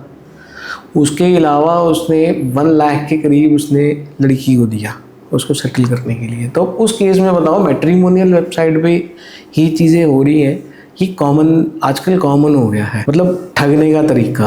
अब जितने आप लोग ये केसेस पढ़ते हैं, हम भी पढ़ते हैं ना न्यूज़ में कि भी शादी हुई, लड़की सारा सामान लेके भाग ली, ठीक है, तो वो मैट्रिमोनियल वेबसाइट्स के थ्रू ही होता है। दूसरा सबसे बड़ा एक रीज़न ये है कि कुछ मतलब ग्रुप ऑफ पीपल ने ना इसको बिजनेस बना लिया है। जैसे हमें पता है, फीमेल्स को पता है कि लॉ उनकी फेवर में है, तो वो इस चीज़ का मिसयूज इसलिए भी करते हैं कि nothing is going to happen to them. जो अल्टीमेट सफरर है वो लड़का ही है।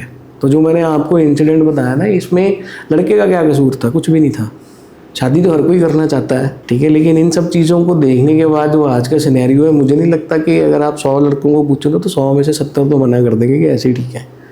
ये सारी चीज़ें देखने के बाद, सुनने के बाद, पढ़ने के बाद हर किसी को डर लगने लग गया। मेरा एक फ्रेंड मुझे बता रहा था he works in an MNC। बोलता है रोहित भाई ऐसा होता है कि हमारे साथ लड़कियां भी काम करती हैं and we act as a boss. बोलता हम लोगों को बच के चलना पड़ता है। बोलता है कई बारी लड़कियां हमसे आके डबल मीनिंग बातें कर जाती हैं और हमें प्रिटेंड करना पड़ता है कि हमें उस बात का मतलब नहीं पता और हम उनसे डबल कंफर्म करते हैं। MNC के अंदर उनको इतना बचने की क्या ज़रूरत है? MNCs में या आप बोल लो कि वर्क प्लेसेस में जहाँ पे सर्टेन ग्रुप ऑफ फीमेल्स और मेल्स ऑफ डिफरेंट एजेस काम करते हैं, वो MNCs भी हैं, बैंकिंग सेक्टर भी है, इंश्योरेंस सेक्टर भी है, मतलब कोई भी ऐसा इंस्टीट्यूशन जहाँ पे ये सारा मतलब ऑपोजिट सेक्स काम करते हैं, वहाँ पे सबसे बड़ी प्रॉब्लम ये है कि आप जज नहीं कर सकते कि किसके दिमाग में क्या है। ऐसा नहीं है कि वहाँ हमेशा लड़कियाँ ही गलत हैं, लड़के भी गलत होते हैं, लेकिन वहाँ पे डरने का सबसे बड़ा रीज़न ये है कि एक हमारे वहाँ प्रिवेंशन ऑफ पॉश बोलते हैं यहाँ उसे, वैसे हम प्रिवेंशन ऑफ सेक्सुअल ऑफेंसेस करके एक एक्ट है विमेन एट वर्क प्लेस, तो उसमें पॉश कमेटी बनाई हुई है। उसमें जो केसेस होते हैं कि वर्क प्लेस पे किसी को मोलेस्ट किया या ऐसा किया, ठीक है, वो उसके लिए बना है, लेकिन उसका भी मिसयूज़ ज़्यादा है। जहाँ पे आप अंडर परफॉर्मर हैं, आप लिटरली एलिगेशन लगा सकते हो कि भी मेरा बॉस जो है ट्राइज टू मोलेस्ट मी, या मेरे को अपने चैम्बर में या ऑफिस में बुलाता है और गंदे गंदे इशारे करता है, बोलता है, ठीक है। तो वहाँ पे लड़कों का डरना जेन्युइन है। ज़रूरी नहीं है कि हर कोई आपके जो कलीग है वो ठीक ही होंगे। मैक्सिमम केसेस, मैक्सिमम मतलब फीमेल्स हैं वो जेन्युइन होते हैं, पर अब मैक्सिमम की डेफिनेशन में जैसे वो बोलते हैं ना कि ये एक मछली वाली कहानी है, तो वही केस है। अब एक दो बंदे वहाँ होते हैं, उनकी वजह से बाकी बदनाम होते हैं। तो मैं आपको एक इंसिडेंट बताता हूँ। यहाँ ऊना का है, एक कोई फाइनेंशियल इंस्टीट्यूशन है, वहाँ का इंसिडेंट है। अब वहाँ पे बैंक है बेसिकली, अब मैं बैंक का नाम तो नहीं बताऊंगा क्योंकि वो डिस्क्लोजर हो जाता है तो आइडेंटिटी का। उसमें क्या हुआ, एक फीमेल एम्प्लॉई, एक क्या वहाँ काफ़ी सारी फीमेल एम्प्लॉइज़ भी हैं, मेल एम्प्लॉइज़ भी हैं, तो ड्यूरिंग लंच आवर्स वो फीमेल आई वहाँ पे जहाँ वो मेल मतलब जो एग्रीव्ड बंदा था, लड़का था, लड़का भी नहीं अंकल बोल सकते हैं क्योंकि 54 ईयर्स एज है उसकी, और वो जो शायद जो लड़की है वो 23 साल की है। वो आई और उसने कुछ लंच आवर्स में जैसे लंच किया और सारे उठ के चले गए, तो सेकंड लास्ट पर्सन वो निकली और लास्ट वो निकला। वो आके अपना वहाँ काम करती रही और ऑल ऑफ अ सडन उसने वहाँ पे रोना शुरू कर दिया। तो बाकी ने पूछा कि भी what happened to you, and then she said कि मेरे को ऐसे ऐसे फलाने एम्प्लॉय ने वहाँ मोलेस्ट किया है।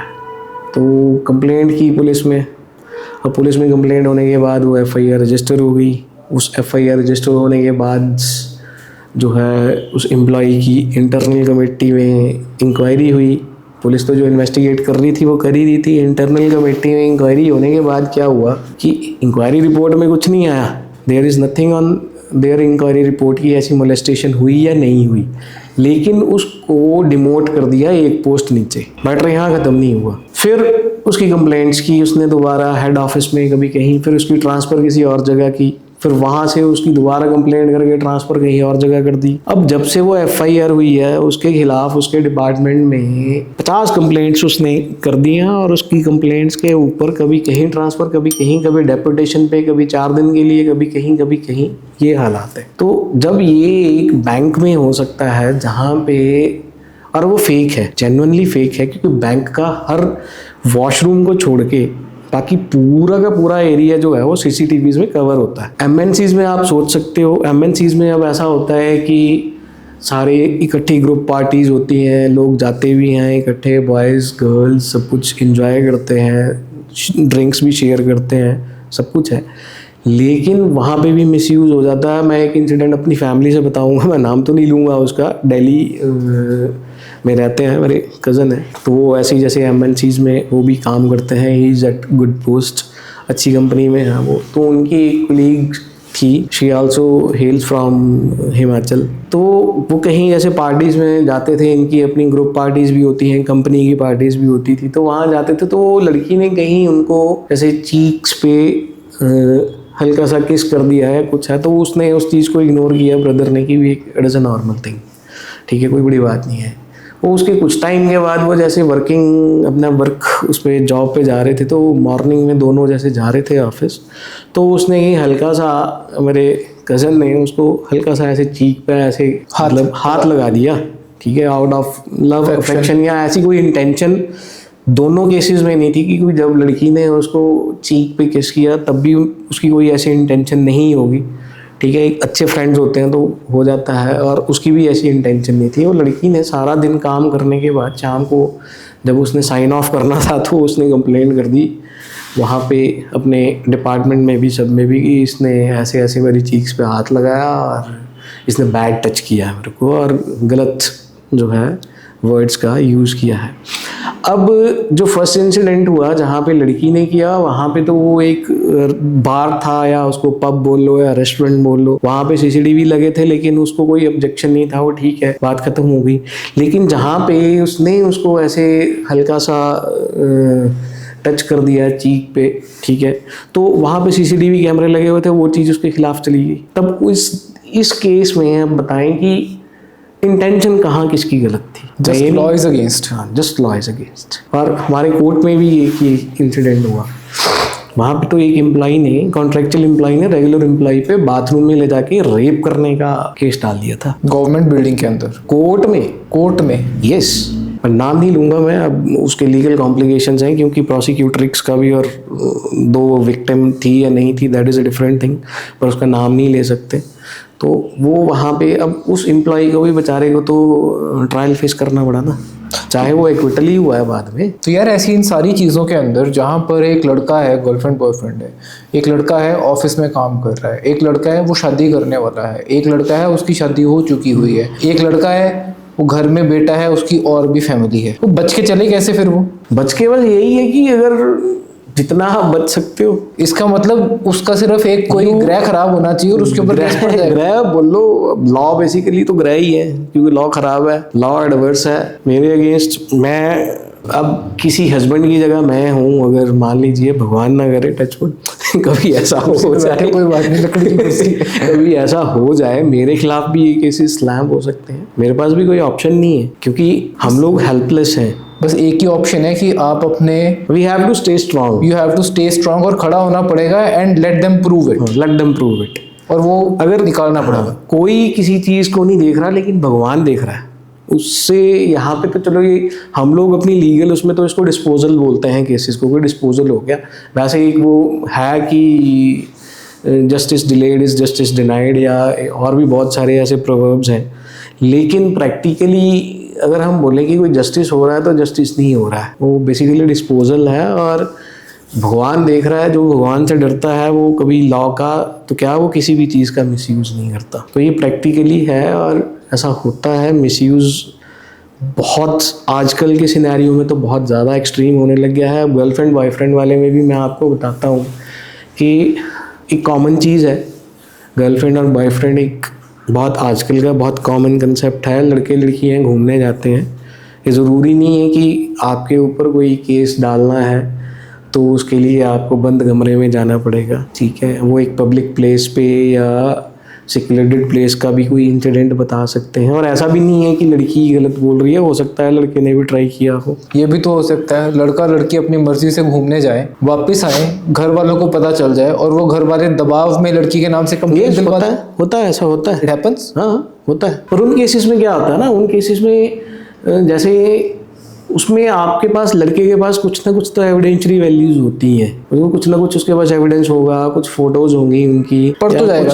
हाँ वो तो है ही है, वो एफआईआर तो रजिस्टर होगी, उसको फेस तो करना पड़ेगा। हो सकता है, हो सकता है, कोई ऐसा हो नहीं है। फैमिली का प्रेशर जो होता है उसमें बहुत चीज़ें होती हैं। अब मैं एक फैमिली के प्रेशर पे, आप मिस यूज़ की बात कर रहे हो ना, मिस यूज़ पे एक छोटा सा और एक प्रैक्टिकली चीज़ जो हुई, और एक एग्जाम्पल है आपके यहाँ डिस्ट्रिक्ट ऊना की एक तहसील पड़ती है हरोली, वहाँ से थी वो लेडी, वो 4 बार शादी की है उसने, और उनके चारों हस्बैंड को मैं जानता हूँ, मतलब जानता हूँ, कोर्ट में आते थे, देखता था तो मैं जानता हूँ। अब वो 5वीं शादी की है उसने। अब आप बताएं कि सबके खिलाफ वही DV एक्ट का, डोमेस्टिक वायलेंस का, 125 का और इन सब का केसेस डाल लें, तो इतना भी किसी की किस्मत कितनी ख़राब हो सकती है कि उसको 4थी शादी में भी यही मिला। जिन 4 ने शादी की उन्होंने बैकग्राउंड चेक नहीं किया। अब बैकग्राउंड चेक किया होगा या नहीं किया होगा, इसीलिए मैंने आपको इनिशियली ये बोला था ना कि बैकग्राउंड चेक करना दोनों के लिए ज़रूरी है। और जब ऐसे केसेस पड़ जाते हैं कोर्ट के अंदर, एक नॉर्मल डाइवोर्स केस की ड्यूरेशन कितनी रहती होती है? सर ड्यूरेशन लॉ में तो कोई ड्यूरेशन नहीं है, बहुत सी चीज़ें डिपेंड करती हैं। कई बार तो केस सर्विस पे ही लटक जाता है। जैसे आपने केस फाइल किया है डाइवोर्स का, तो जो जिसके खिलाफ आपने वाइफ के खिलाफ किया है हस्बैंड ने, या वाइफ ने हस्बैंड के खिलाफ किया है, तो उसको कोर्ट से समन्स कराने में बड़ी दिक्कत आती है कई बार। ठीक है, कई बार तो इन्हीं मतलब नॉर्मली जो फ्रेश केसेस होते हैं, जैसे मान लो अभी 2025 शुरू होगा, तो 2025 में जो केसेस फाइल होंगे उनमें सर्विस की डेट्स जो है वो 90 डेज़ की पड़ती हैं। अब जिसने जनवरी में केस फाइल किया है तो उसको समन्स के लिए वो मार्च अप्रैल की डेट डाली जाएगी। ठीक है, फिर वो सर्विस नहीं होती, कई बार सर्विस नहीं होती मतलब डिलीवर नहीं हुआ बंदा, समन्स डिलीवर नहीं होते। जब तक समन्स डिलीवर नहीं होंगे वो केस प्रोसीड नहीं होता। और वो डिलीवरी वो बंदा बच भी सकता है, पैसे दे सकता है देने वाले को। बोथ पार्टीज में है। मतलब आप अब मान लो मेरे किसी के एड्रेस पे उन्ना में समन्स आ गए हैं, या तो वो वहाँ है, तो जो समन्स लेके आया है, दो ये बोलना नहीं चाहिए ऑन स्क्रीन, होता है ये प्रैक्टिकली होता है। तो वहाँ पे वो कुछ उनकी आपस की सेटिंग, मतलब पैसे दे देते हैं कि तुम मत देखे, कि भी बिहाइंड कर्टन्स या अंडर द टेबल वो सेटिंग करके वो रिटर्न कर देते हैं कि घर पे नहीं मिला। प्रैक्टिकल थिंग है, घर पे नहीं मिला या एड्रेस गलत है, ऐसी चीज़ें होती हैं। तो जब तक सर्विस नहीं होती है, जब तक कुछ भी नहीं होता। सर्विस होने के बाद फिर वो मतलब अगर आपकी सर्विस हो गई है जल्दी, तो मैक्सिमम आप मिनिमम आप 3 साल तो डाइवोर्स के लिए लगा के चलो, 3-3.5 साल, क्योंकि जो कोर्ट्स हैं they are overburdened with numbers of cases. अब एक कोर्ट की कॉज लिस्ट जो है वो ऑलमोस्ट 80 केसेस होते हैं सिविल के, 80 क्रिमिनल के। तो 160 केसेस एक कोर्ट एक दिन में सुन रहा है। तो एवरेज जो है 4000 केसेस जो हैं जो सिविल नेचर के, और 4000 ही जो केसेस हैं क्रिमिनल नेचर के एक कोर्ट के पास पेंडिंग है। जो सेशन डिवीजन्स हैं, जैसे सेशन जज हैं जिनके पास प्रिंसिपल जज फैमिली कोर्ट्स की पावर है, तो उनके पास स्पेशल कोर्ट्स की पावर भी हैं। जैसे बाकी और केसेस होते हैं, करप्शन का है, रेप का है, ड्रग्स के हैं, तो उनको वो भी देखना है। तो उस हिसाब से कोर्ट्स में मतलब अगर हम ये सोचेंगे कि स्पीडी आज डालेंगे और 1 हफ्ते में, 1 महीने में, 1 साल में हो जाएगा, तो वो प्रैक्टिकली फिजिबल नहीं है। 1 साल से लेकर 10 साल तक मान के चलो। देखो जो तो है FIRs 498 वगैरह की, इसमें 5-6 साल आराम से लग जाते हैं। जो मैट्रिमोनियल केसेस हैं जैसे डोमेस्टिक वायलेंस के हैं, इनमें 2-1 साल तो लगा के चलो आप, 2-2.5 साल, 3 साल। 125 में आजकल थोड़ा स्पीडी हो गया है, पर 2-2.5-3 साल इसमें भी है। डाइवोर्स में भी इतने ही हैं। जो क्रिमिनल केसेस हैं जिसमें जैसे वो 306 की FIR है, अगर तो बंदा बेल आउट है तो उसमें 3 भी लगते हैं, 8 भी लग जाते हैं। कई बार गवाहों की सर्विस नहीं होती, सर्विस होने पे गवाह नहीं आते। तो मतलब बहुत सारी चीज़ें हैं जो मैटर करती हैं। हम ये बोलेंगे भी एक इसको लीगल फ्रेमवर्क में ला के कि ये टाइम बाउंड कर दे, तो वो पॉसिबल नहीं है। और कोई अगर कमिट करता है, कोई भी एडवोकेट इस चीज़ को कमिट करता है क्लाइंट के साथ कि ये 6 महीने में करा दूंगा, तो 1 साल में करा दूंगा, तो वो झूठ बोलता है। ऐसा नहीं, लंबा ही जाएगा, लंबा जाएगा ही जाएगा, आप नहीं कर सकते कुछ भी। आई थिंक बहुत बड़ी डिस्कशन हुई है, एंड आई थिंक जो मेरी इंटेंशन थी आपके साथ इस पॉडकास्ट को करने का, मेरे यूज़र्स को, मेरे व्यूअर्स को वो समझ में भी आया होगा। As a boy, as a male, every law out there is against you. जितना हो सके इस चीज़ से बच के चलो। आप लोग जो एक फ्लिक के अंदर डिसीजन ले लेते हो कि शादी करनी है, एक फ्लिक के अंदर डिसीजन ले लेते हो यहाँ घूमने चलना है, या उसको छेड़ देना है, या कोई ईव टीजिंग कर देनी है, इस सारी की लीगल इम्प्लीकेशंस बहुत बड़ी हैं, and that is what I wanted to convey to you, and for that thanks a lot Anand ji, इतनी बातें हमारे साथ शेयर करने के लिए। आई थिंक हमारे यूजर्स को बहुत ज़्यादा बेनिफिट मिलेगा। Thanks a lot. Thank you. मोटी बात ये है कि बच के चलो और कायदे से चलोगे तो फायदे में रहोगे बस। इससे ज़्यादा कुछ नहीं। लॉ अदरवाइज है, वो अदरवाइज ही रहेगा।